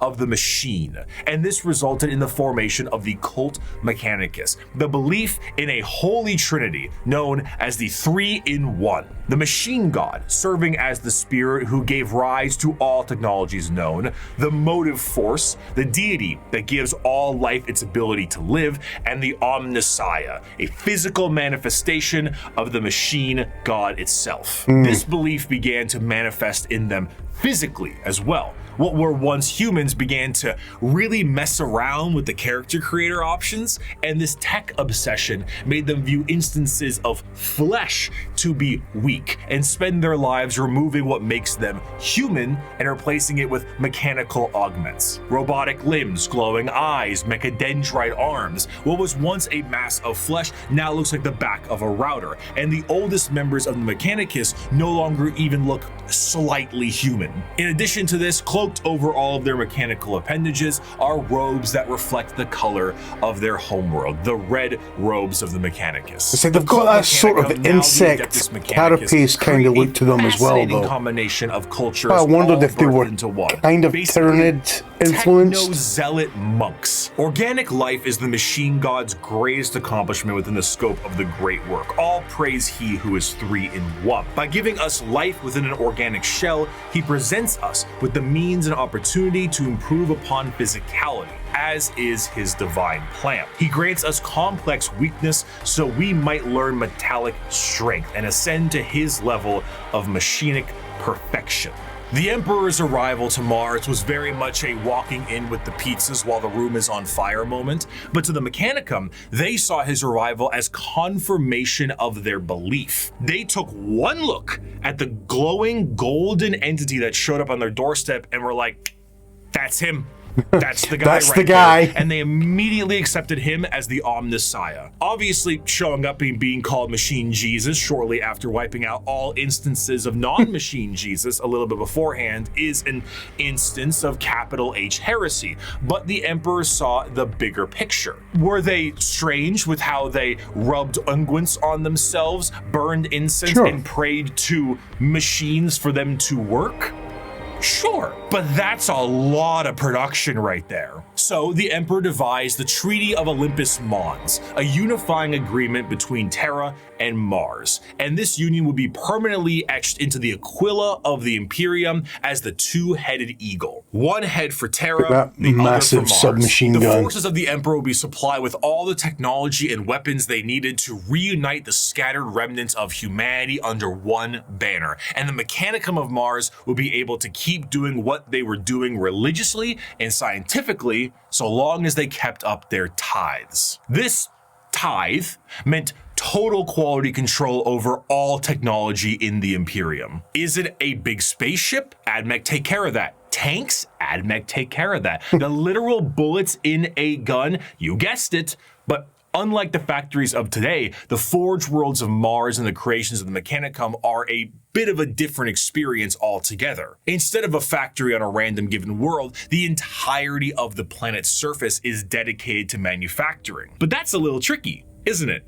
Considering that the usage of silica animus, or AI, is a big no-no, and basically the largest affront to their divine machine god possible. Fortunately, there's a really neat alternative that they've come up with, and that's called a servitor. Incredible devices that can do anything from manufacturing, maintenance, basic door operation, even just float around like a helpful little drone. It's an extremely easy process too. All you need to do is take a human who is dying or preferably an enemy of the state, most likely that one, and lobotomize them, and then reprogram their brains to do exactly what they tell you. They even got little baby versions of them. Yay! So now you can rest easy knowing that the entirety of the Imperium, because they outlaw AI and learning new tech is heresy, is run on lobotomized slaves. Whether they deserve it or not is unimportant, and whether they can still keep their consciousness trapped in their own minds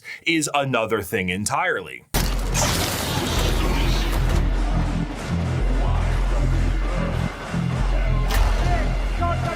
This is first person. I didn't realize it was first person. I thought it was a third person. An excerpt from the Servitor creation factories. Naked human beings were standing in a switch-packed line between high fences. The manufactorum produced servitors, but it was more akin to an abattoir than a workshop.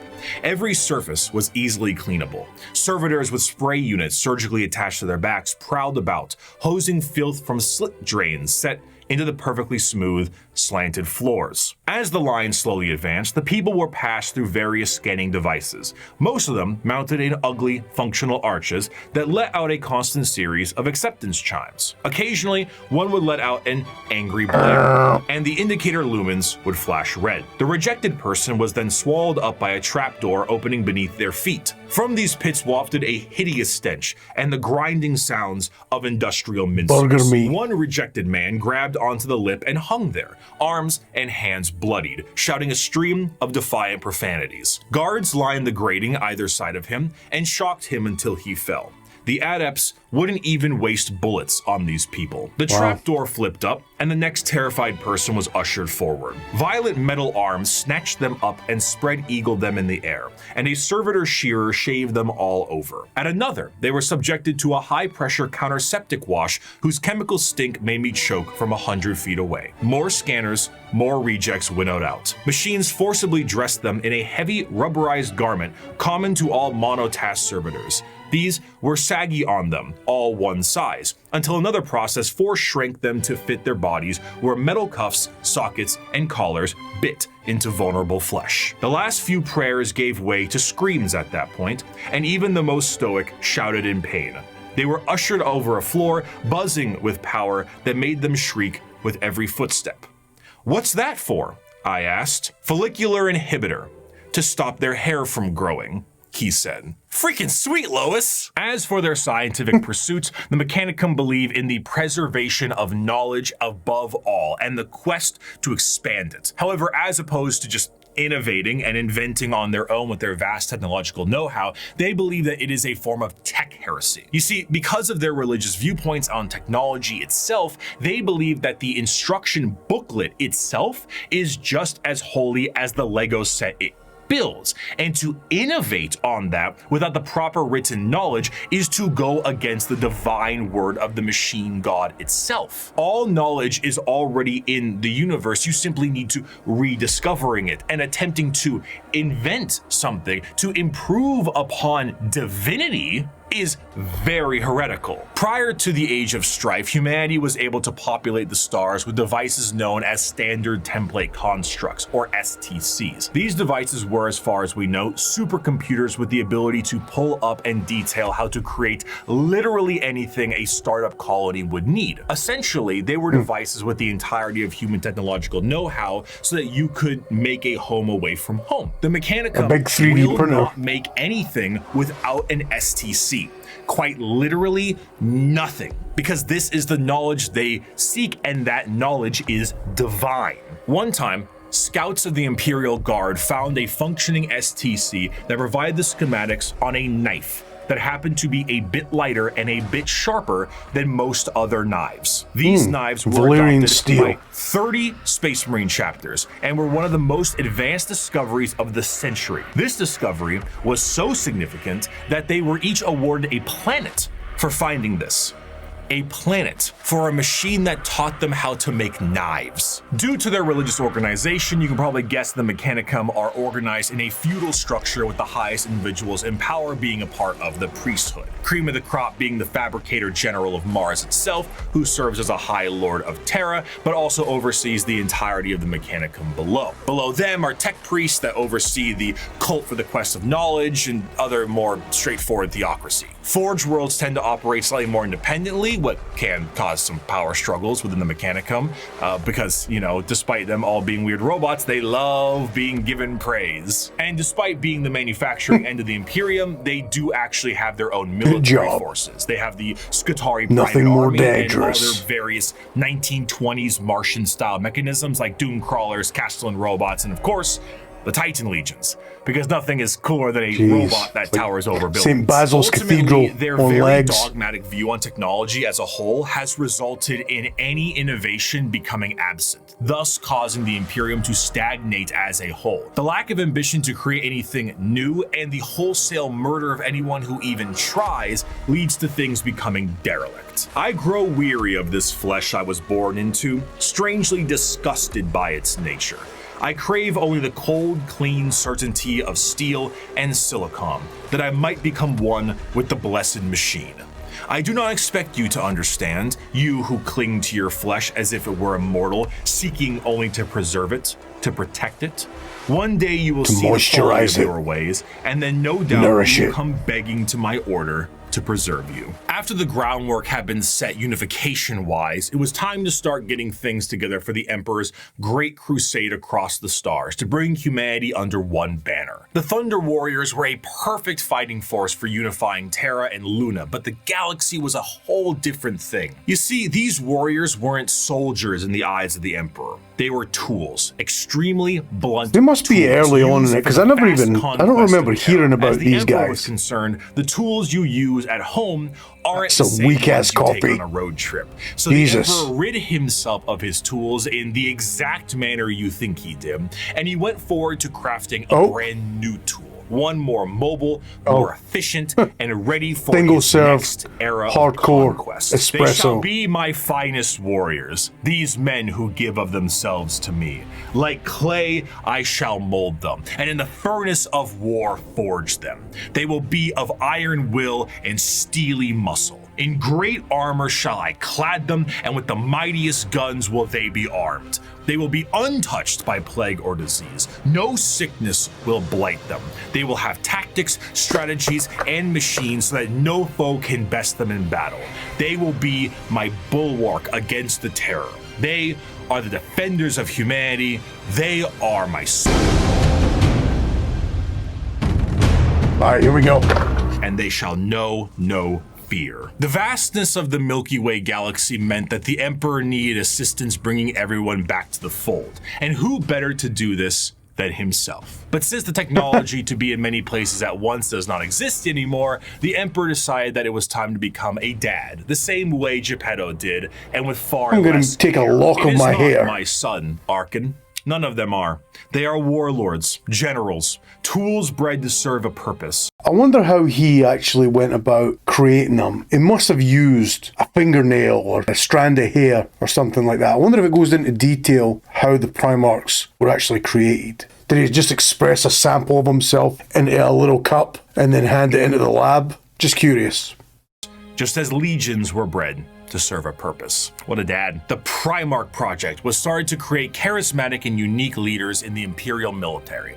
The diversity of these eventual leaders meant that each one could be specialized for certain circumstances across the galaxy. Depending on the type of conflict, one leader might be better than the other. So instead of forcing one leader to acclimate to a situation directly, it would be better to send a specialized leader and force to handle it. In order to do this, the Emperor used his genetic know-how and maybe a little bit of that forbidden stuff to create these genetically perfect gene fathers that had the ability to serve as his analog directly, and also serve as the leaders of the respective Space Marine legions. All 18, that's right, all 19 of his sons were meant to be directly molded by the Emperor himself, despite their genetic differences. And they go as follows in order. Lionel Johnson, Fulgrim, Percherabo, Jagatai Khan, Lehman Russ, Rogel Dorn, Conrad Kurz, Sanguinius, Ferris Manus, Angron, Robute Gilliman, Mortarion, Magnus the Red, Horus Lupercal, Lorgar Aurelian, Vulcan, Corvus Corax, and Alfarius and Omegon.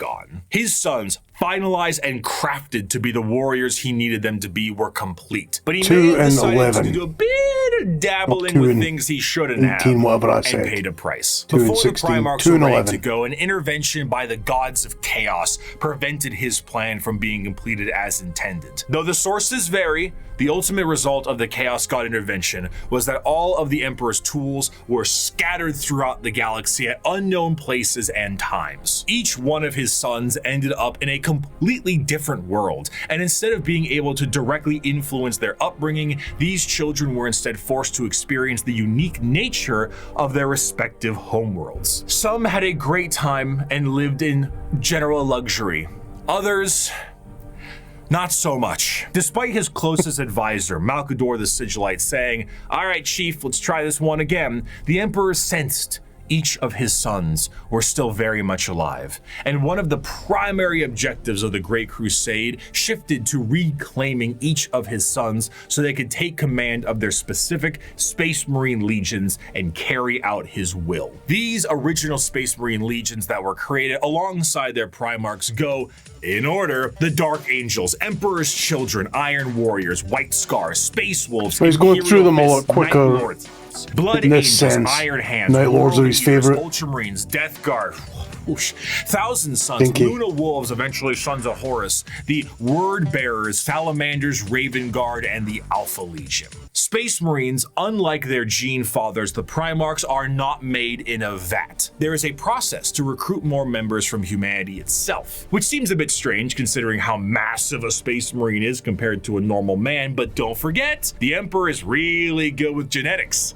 Like college recruiting. And aesthetic, however. These prospects are recruited across humanity from various reasons and methods, and are generally killed during that process. But sometimes they aren't, and they are able to go through more and more of the actual training to assess certain traits that are important and relevant to being a Space Marine. Most of the time, the common factor is a pure, unrelenting willingness to kill the enemies of the Imperium. After going through psychological screening, the prospect, now called a neophyte, goes under the knife to become a Space Marine. And here is a quick list of all the cool new stuff they get genuinely shoved into their bodies. A secondary heart, an organ that makes your bones grow, an organ that makes your muscles big, an implant that makes your blood stronger, a little organ that turns your white blood cells into super white blood cells, a brain implant that allows you to sleep while being awake, Ice road trucker brain that allows you to digest literally anything, a New Game spinal Plus implant that allows you to absorb the genetic memories of what you eat, bigger and better lungs that can let you breathe underwater, an implant that gives you stronger eyes, new ears that keep you from being dizzy, a brain implant that lets you go into suspended animation if you're in a bad shape, skin space radiation protection glasses, I almost got it in one take, a brand new kidney, the ability to taste the air and find enemies like a bloodhound, a special coating on your skin that allows you to be protected in space, the ability to spit acid, a gland that allows you to absorb the unique genetic makeup from the gene seed in the first place, and a straight up carapace that allows the Space Marine to interface with their power armor directly. Quite often, these are put inside of you at dubious levels of mental alertness and dubious levels of anesthetic. After a more generalized indoctrination into the faith of the Imperium and a bit more training and other important manners, they can finally be welcomed as a fully fledged Space Marine. A Space Marine is quite literally a walking tank that is armed to the teeth. Two of the more iconic weapons held by a Space Marine are their bolt gun, which fires explosive shells the size of soda cans, and a chain sword, which is chainsaw. The Space Marine is clad in a colorful carapace known as power armor, crafted from extremely heavy and durable ceramite. The power armor of a Space Marine protects that interfaces with that inside it, like an endoskeleton that interfaces with the exoskeleton. Atmosphere. This armor, combined almost biologically with an already massive physique, makes the Space Marine an almost unstoppable fighting force. And hell, if the armor doesn't protect them enough, they can always become a walking coffin like the dreadnoughts of the chapters are. What truly adds to it all, however, is the sheer difference in some of them. While a Space Marine in its own right is an indoctrinated freight train on legs, how they act can be quite different from chapter to chapter. The gene seed of a Primarch is not just helping them become big and strong, but allows them to gain certain traits from their forefathers. Everything from how they think to even slightly adjusting their physical appearance once it's been implanted, the gene seed can be the personality of an entire Space Marine. Take the Salamanders, for example. Salamanders have a predisposition to fire as a whole, and tend to be extremely large due to the size of their Primarch, Vulcan, and his enormous stature. Whereas someone like Sanguinius, Primarch of the Blood Angels, share more vampiric features and more angel-like qualities. A gene seed is not just aspects of the Primarchs, but they are also flaws too. Magnus the Red and his 1,000 Sons underwent something known as the Flesh Change, a horrifying mutation that, while it made them strong psychers, would affect their bodies so terribly that they would mutate away from humanity. Where other factions have inspiration for their culture from our real world, like the feudal Japanese of the Eldar or Egyptian style the Necrons, each Space Marine chapter themselves carry an inspiration. The White Scars are motorcycle riding Mongolian fighters. The Space Wolves are Norse Vikings. The Dark Angels are Knights of the Round Table, and so on. This moves into their fighting style, and truthfully, there is no end to the characters and options when it comes to the Space Marines. Space Marines are the main symbol you see, and while many of them can be simply indoctrinated warriors who only care about conflict and can be quite boring, then you meet Dante, or Bjorn, or Argel Tal, or Karn, or Lucius, or Erebus. And then you discover the wealth of these characters and tools of war you can have. For 1,100 years, I have fought and I have seen the darkness in our galaxy. I have seen the vileness of the alien and the heresy of the mutant. I have witnessed the sin of possession, and I have seen all the evil that the galaxy harbors, and I have slain all whose presence defiles the Emperor. I have seen what you will see. All this is heresy. What you must fight, and I have slain what you must slay. So fear not and be proud, for we are the sons of Sanguinius, the protectors of mankind. We are indeed the angels of death. I can hear the dog going absolutely apeshit outside. I'll be right back. Maniac. She's probably going to come on up here. Let's keep going. Despite being the poster children for Warhammer 40k as a whole, the presence of a Space Marine is a rare sight for the countless trillions of humans across the galaxy. Seeing one of these monstrosities is like seeing something akin to an angel sent by the Emperor himself. These angels of death are the essential fighting force to bring humanity back under the unified banner of the Imperium. Yet ultimately, the Space Marines are individuals torn from their families and conscripted to genetic modification and lifelong service for the dying Imperium. And though they are held in an almost holy light, most believe they are above and beyond the people they are designed to serve. Once designed as the protectors of humanity, they seldom view humanity as something worth saving. To the extent that it is a tiny, minute rarity, though not unheard of, just for a Space Marine to for the put sake a of normal war. citizen above them in any way. Not for to most protect Space anything. Marines and even their Primarchs, they are only here to do a job. They are there to kill the enemies of humanity, and I would be remiss if I didn't add at least one more of my favorite quotes to the tail end of this section. "The time for speeches is done," said Rogel Dorn. Talking "The first time great is test over. is here. My order to you all is simple, yet heed it well, and exert yourselves to see it done. They are coming. Kill them all." Fuck everything While the up. Space Marines are the spearhead of the Imperium's Great Crusade and also a major player in its warfare, there is a significant amount of importance that must be taken on their transport. What sci-fi universe would be complete without its navy? When you think of the navy or ships on the open sea, you think of something that is sleek, something mobile, and something pretty big. For perspective, the longest self-propelled ship in history was the TTC-Wise Giant, an oil tanker that was about 458 meters long or over about 1,500 feet. This right here is child's play in the world of 4.5 40K football ships. fields. A ship that is considered to be an escort vessel in the Imperium is about 3 times the size of a Sea-Wise Giant, and the size of the ships only go up from there. Your most common ships are the cruisers. The light cruiser tends to average at about 2 kilometers long, or just over a mile in length, where the Dictator class cruisers can be over 3 kilometers or 2 miles. Literally The floating largest ships cities. are your battleships, Base and cities. they are tremendous. We're talking 5-mile long, half a mile high monstrosities that look like gigantic Gothic cathedrals and filled to the brim with weaponry. And not only are they filled with weapons, but they are also jam-packed with crewmen. Battleships tend to, on average, carry a crew between several thousand to several million, and they need every single one of those members because we don't have advanced technology for other things to pilot themselves or control themselves in a meaningful way because there's no AI. A lot of this stuff has to be done manually. Even the reloading of those giant batteries is a form of manual labor. And of like a course, generally speaking, 200-person gliding job. through the stars is a very slow way Change to a do battery. things. And let's be honest, there can't be a science fiction setting without some form of hyperspace travel. This form of travel in 40k is less like going to Plaid in Spaceballs and more like going into Davy Jones' zipper dimension in SpongeBob. Oh, now what? I suppose you're gonna show me. Oh, gee, that's very nice. Oh, what is this? Some kind of magic act?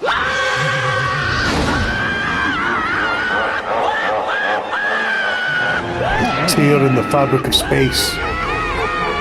This is because it utilizes the immaterial warp to do so. Warp travel is handled by a navigator, which is an abhuman. It's a mutated human, don't worry about it. And they have a gene that gives them a third eye and the ability to help steer the ship through the warp, which, as we know, is hell itself and unreality. Now, this might sound exceptionally dangerous. The navigators and that's just because wore it like is. robes Now, and the stuff. ship does have protection in the form of a Geller field, though. Originally, I assumed the Geller field is what you think it is, a large force field stopping all manner of horrible things, like demons from the warp tearing apart your ship. How wrong I was, though. So space travel through the warp basically involves riding on the Sea of Souls. Hell is real and you can surf on it. So you allow the current to carry you and the navigator to direct. But how can a current of souls and unreality carry you when it doesn't obey the laws of physics, time, or, again, reality? What a Geller field is not a force field, but a comatose Imperial Psyker dreaming of reality. It is not a bubble. It is a force of reality being projected by mutant Sleeping Beauty to counteract the unreality of the warp that you can then surf on. This, of course, is like a not reality a capsule method of travel, and Geller fields can and do collapse fairly regularly. Being subjected to the warp itself without this Geller field is a terrifying prospect. In the best case scenario, your ship will be torn to shreds, but there are countless instances of ships being thrown out of the warp randomly throughout time itself.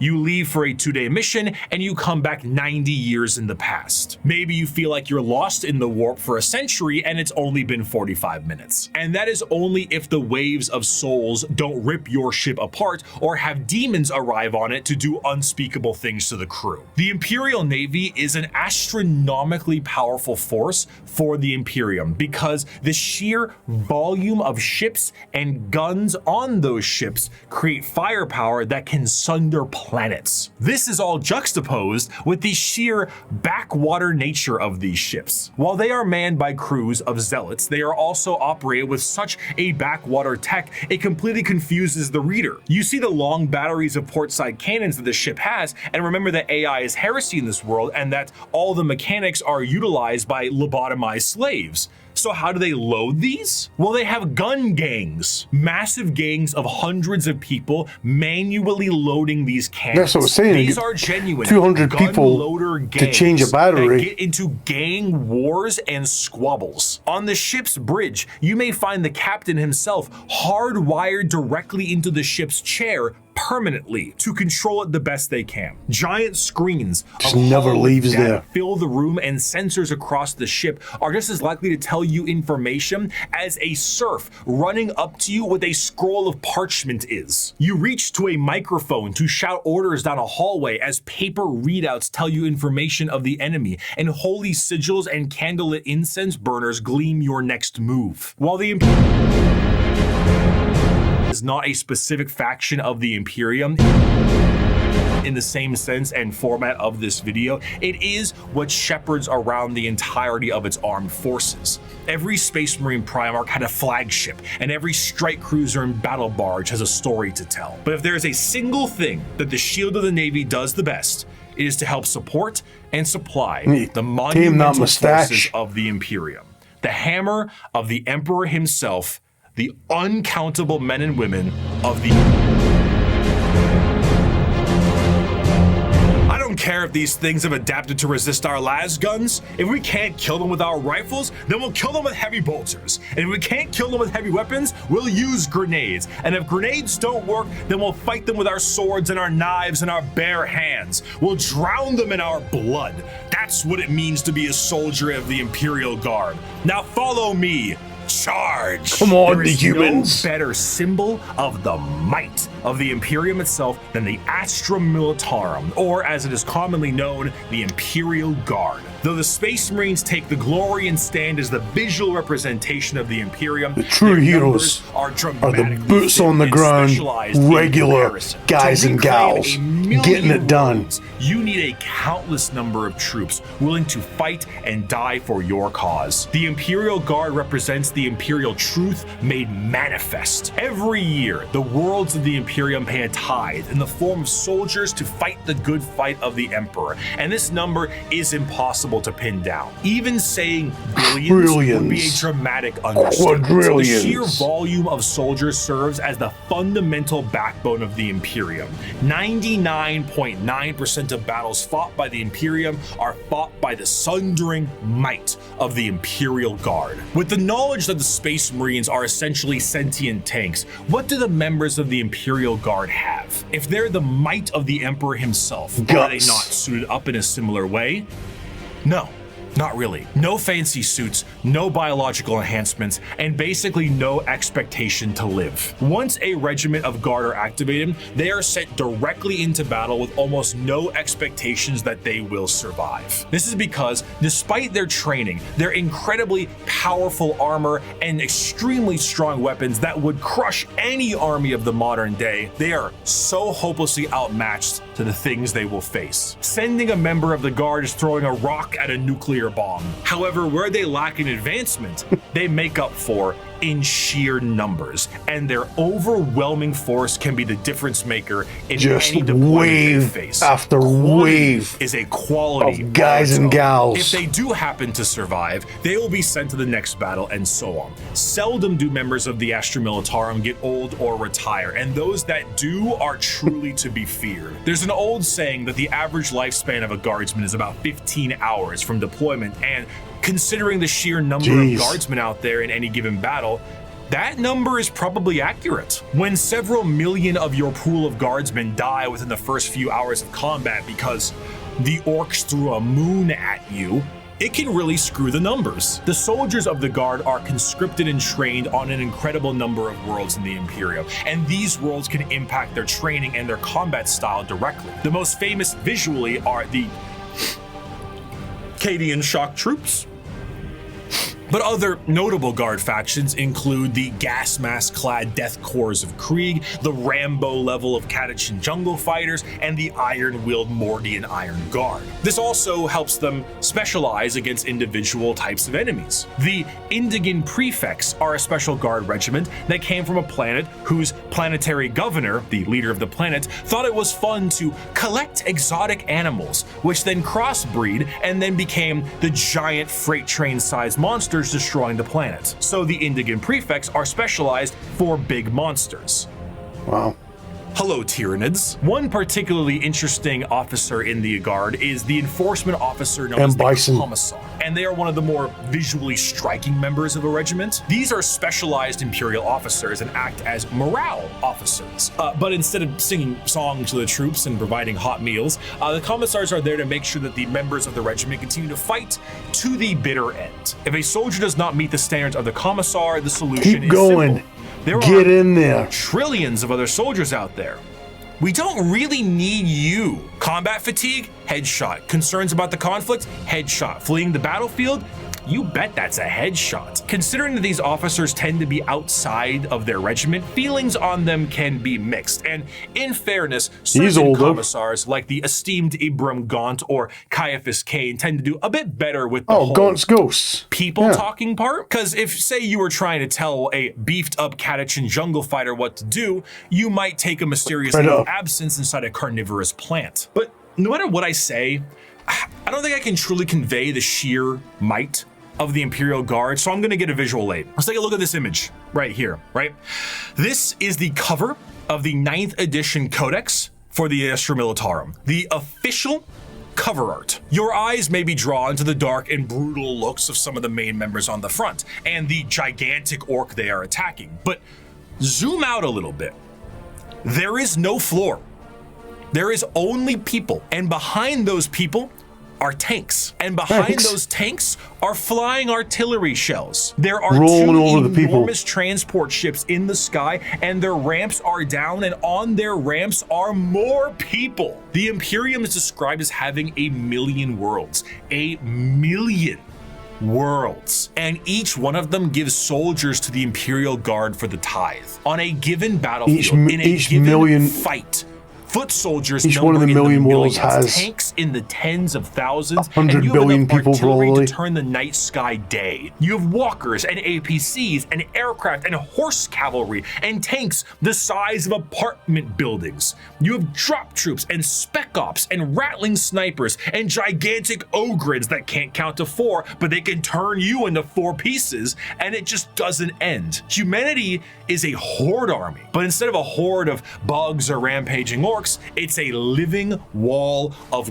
guns. At the end of the day, though he's been ferried through hell on a ship that's 10,000 years old to some godforsaken war-torn rock, though he deployed from high orbit with nothing but a grav chute, though he is one of 10 million men and women snatched from his homeworld to fight a war he barely understands, though he has been given a weapon that fires small suns and may annihilate him as he fires because the knowledge of how it functions has been lost, though his company is supported by tractor tanks that run on anything you can burn, though he wages war against the devouring hive mind, ravenous demons and hordes of hyper-advanced aliens with strange technologies and sorceries he never dreamed existed. No one will remember his sacrifice. There will be no records of his deeds, no glorious parades in his honor, and no remembrance of his name. All he will earn is a shallow, unmarked grave on a forgotten world untold light years from home. Yet for all this thankless sacrifice, a guardsman is a man, just like you. He has no millennia-old genetic engineering, no prophetic leader, no miracles of faith. He has his lasgun, his orders, just a and dude those beside him.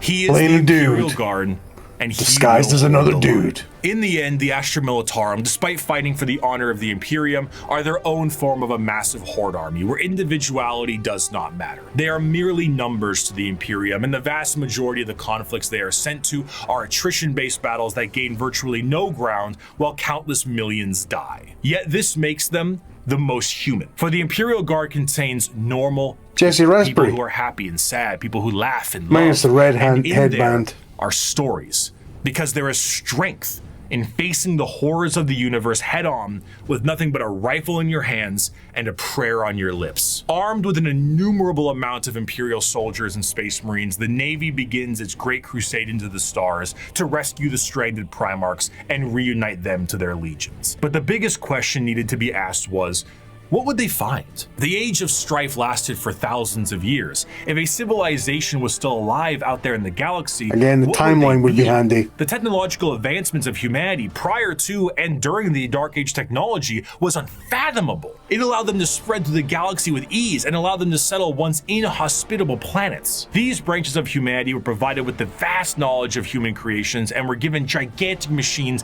to make arduous labor and ease. The spreading of these massive colony ships was known as the Long March, and these ships would be retrofitted into settlements upon arrival to their new homes. Accompanying them were the gigantic pieces of farm equipment that served multiple purposes and the specialized pilots that could maintain them. They were not only able to tend the fields and do labor, but when interstellar communication was cut off, they also did a great job of protecting the colonists against both threats to turned the combine harvester into a war machine. Because of the significance of these machines, those that could pilot them were powerful enough to be considered leaders, and the upkeep and preservation of the machines and the lineage of those who could pilot them was imperative. These machines, over the thousands of years, would eventually be known as the Imperial Knights.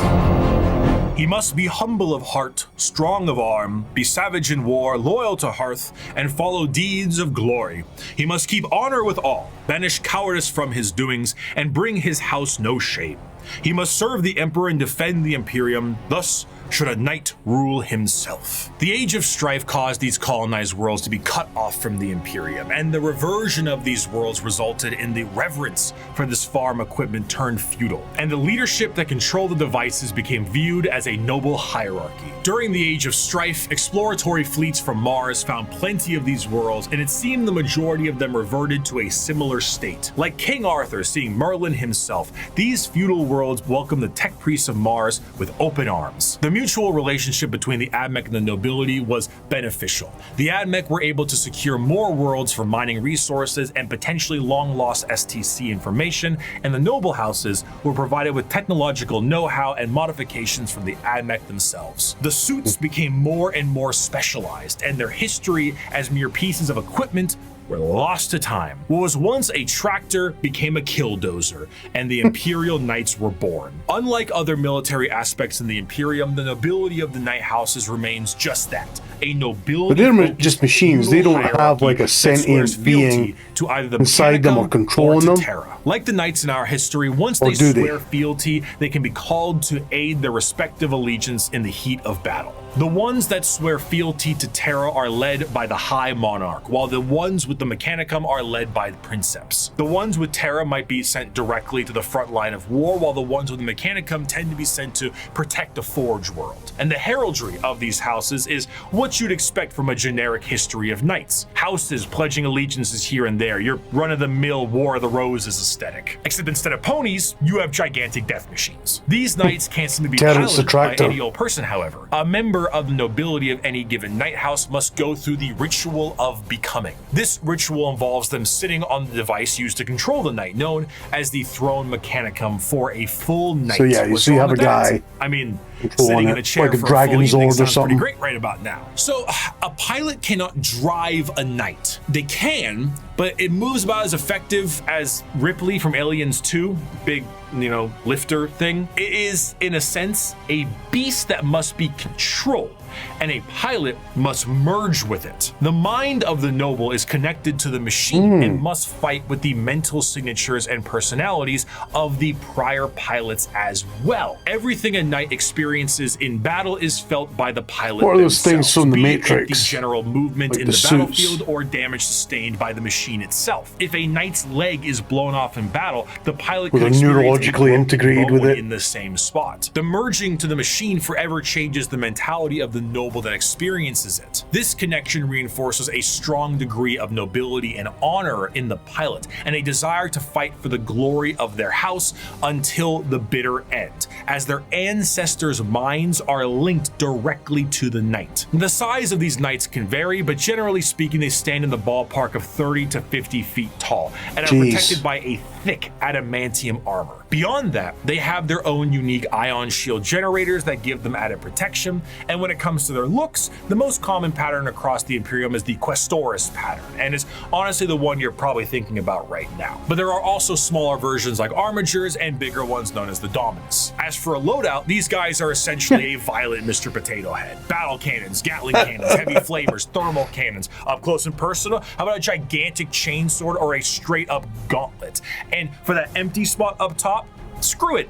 More autocannons, maybe add some missiles. Whatever you can put some do nukes to in make there. it as over the top as possible, you gotta do it. A squire serves a knight serves a lord serves a baron, and a baron serves a monarch. So who does the monarch serve? He serves every subject, from the rudest serf to the members of the court. Chivalric fealty, when ideally practiced, is not a pyramid, but a circle. Ironically, on the surface, night worlds themselves are one of the least grim, dark settings in the galaxy. Reverting to an ancient time with knights and peasants is almost an escapism from the techno-hell of the modern Imperium. But this, of course, doesn't make it great for everyone.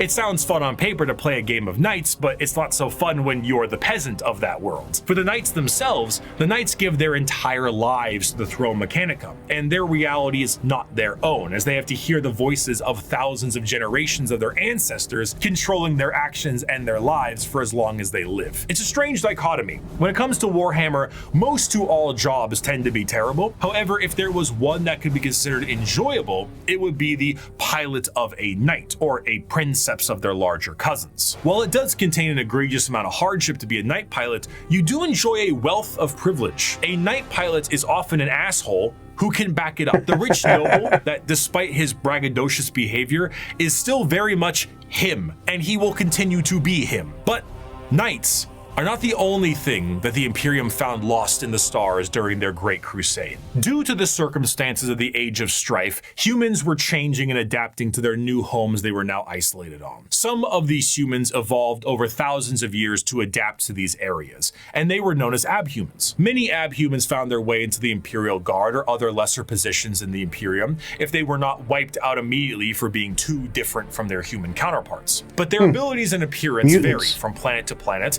and one particular group of abhumans have made quite a name for themselves in the center of the galaxy. Oh, so this was one of the ones that was missing from the first video, the Leagues of Votaan. People in the comments were talking about this, and obviously it was way over my head. So this was a new faction that was released after 2020. The origins of what will be known as the Kin start at some point during the Dark Age technology, where their ancestors left a planet that is very much Terra and went to the galactic core to mine it of its resources. They brought along with them everything that they would need for a long-term stay, most important of which were the incredible AI-based supercomputers, be it guidance, technical or philosophical, schematics, or the ability to upload the memories of a deceased explorer to gather information. Committing heresy by taking AI an essential part of their everyday life, especially considering that the galactic core or did they do that is one before of the the most Emperor inhospitable places in the galaxy. It is an exceptionally star-dense location full of abnormalities, black holes, and sentient hostile nebula. Whatever that last part you're getting close to is the not center of the galaxy. There's going to be a lot more and this dense. only got worse thanks to the warp storms during the Age of Strife. In order to adapt to this area, these travelers perfected a genetic makeup that made their future clones to be more more adept to the area. These future clones would be shorter and more robust than their ancestors, and the need to procreate would be unnecessary because why risk messing up a good employee when you can just make a new one? These would be known as the squats, and they would all die, except for when they didn't. And now they are known by a different name. Most void-faring races have at least one cautionary tale of foolish explorers vanishing amidst its blazing stellar nurseries and strange anomalies. Yet for the Leagues of Votaan, the galactic core has been home now for millennia. These squat humanoids would begin to establish themselves in the core, and their goals would be the same as their fantastic mustaches. Walk in stone! But like, actually kinda, yeah. Whenever one of them would die, they would know that that sucker would need to be uploaded to the machines like their forefathers did. But the original purpose of these machines was lost to time. What was once a technical resource for them turned into a ritual known as joining the ancestors. And the fact that they were clones at this point meant that the same copy of the same individual would be uploaded countlessly. The sheer overuse of these computers and the repeated uploading of redundant data has turned these once powerful supercomputers into your parents' computer after you installed LimeWire on it, and whose 50 Google Chrome tabs definitely contain information they will return to one day. So much corruption that these computers began to develop the makings of a personality of their own. These LimeWire, that takes me back. The Votaan, and the kin, this dwarf-like abhuman of humanity, would revere them. The Votaan still operate to this day, but the volume of corruption have made anything outside of their very basic functions highly unpredictable. They may not answer a question for centuries at a time, and if they do provide an answer or data, it has become so corrupted and so incongruent that it takes a literal kin wizard to comprehend it. The kin, much like the dwarves of fantasy, exist nowadays as a mercantile species that constantly work to mine and manufacture. However, their capitalistic desires are dangerous. The biggest crimes a kin can face are being lazy, unproductive, and breaking a contract. Stellar conflicts have broken out over hundreds of years due to the breaking of a deal. So if you signed a contract with a kin, you best stick to it. Because of this, the kin have been known to interact with other species in a fairly common manner. This includes humanity, who have met various members of the kin multiple times, but constantly considered them to be all. But let me guess, they hate the Eldar. Famously, the Imperium know that the kin they referred to as the squats were their own species and were wiped out by the Tyranids. Little did they know, they were still around. The kin are acutely aware of two things. The first is that the humans of the Imperium are deeply terrified of technology, so the sheer existence of the Votaan is a kin would die fighting side by side with an Eldar. Also to the Iron Kin, sentient robots that are treated in the same esteem of flesh and blood kin, because kin is kin. The second thing they are aware of is where they're from. They are fairly confident that they are from Terra, and they know that if this secret was to be known by the Imperium, that the Imperium might want to take ownership of them and everything they've built. So the more alien they are, the better. Now, this sounds fine and good, right? What could possibly be wrong with these guys besides the hyper late-stage space capitalism? Well, we have to go back to their creation. The kin are an entirely clone-based race, made from the computers that are exceptionally difficult to recreate. These machines, the Votaan, are becoming more and more unpredictable and derelict. If anything were to happen to these machines, it would be a twofold ending of the kin.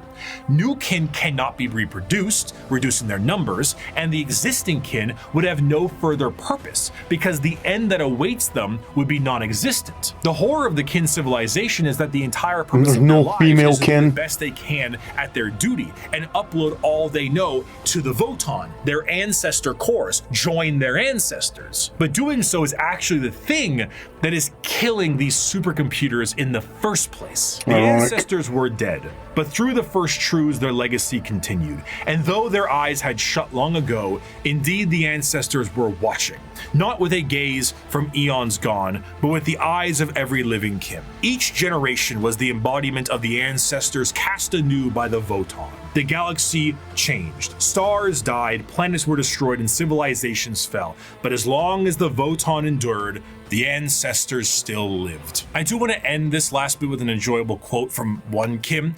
As you may have assumed, the Leagues of Votaan are space dwarves with a corporate sci-fi motif, but they are still very much dwarves. They're squat, they're strong as hell, and they hold serious grudges. This time it's just more about your contracts than anything else. And so because of this, they might treat most things about how you would expect a capitalistic dwarf would treat things. You misunderstand, human. I am not here to debate. I am not here to compromise. What you see as yours, I am taking for my kindred. You want to bargain? Torek, unholster our means of negotiation.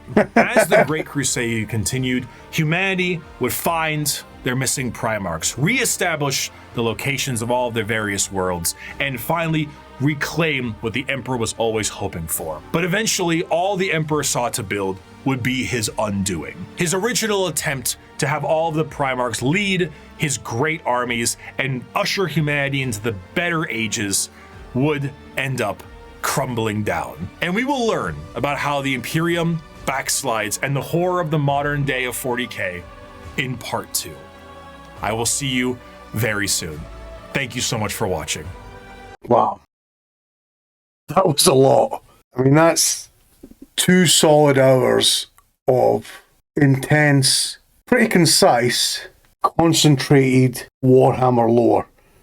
I mean, that's a pretty awesome feat that he's just done. And it's part 1. I mean, I'm kind of expecting this to be a 2-part thing, maybe even a 3-part, but I mean, if they're this length, that's 2 hours each. That's 6 hours potentially of concentrated Warhammer lore. And it is concentrated because you could go on. I mean, if you've seen the titles in the library, it's expansive to say the least. You could spend probably weeks talking about it. That was great. I enjoyed it. I really did enjoy it. And it shows as well how not only Warhammer itself is evolved, but how followers of Warhammer have evolved with it, and how you maybe enter into it, like he was saying, maybe a little bit casually, and you're on one side of that drawbridge, but then it's very, very easy to get dragged along that expanse into the sort of hardcore Warhammer aficionado, which I think he's basically, guys like me, like our point of view, he's now a Warhammer guru to us, you know? And the source of all our piggybacking. Penny. Let's see if she wants to come on up. You guys won't tolerate a video without Penny. Penny Lane. Hi, darling. Come on, then. Come and say hi. Come here. Come here, my shy girl. Yeah, I know. You're getting sick and tired of daddy exploiting you, aren't you? You say hi? Who is that? Who is that? Hmm? Who is that? Is that Bricky? Is that Bricky? What's he doing?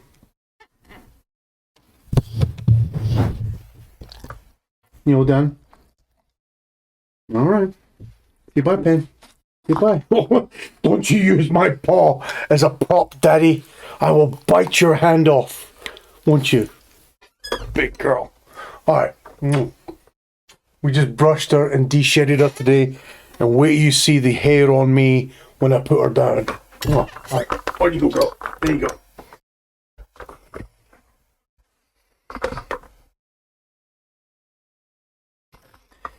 She's a literal shedding machine. I brush her once every couple of days. God, our house just looks like one big hairball, especially the downstairs area where she pretty much lives. She comes in here when I'm playing and stuff like that, but for the most part, she's all the way downstairs. But God, the downstairs rugs just coated with a fine film of penny fur. But alright, that's going to do it. Make sure you guys comment on the video, hit the like button, subscribe to the channel. Let me know what you guys want to see next. If you want to see more Warhammer stuff, you want to see some different reaction stuff, let me know in the comments, and we'll see you on the next one.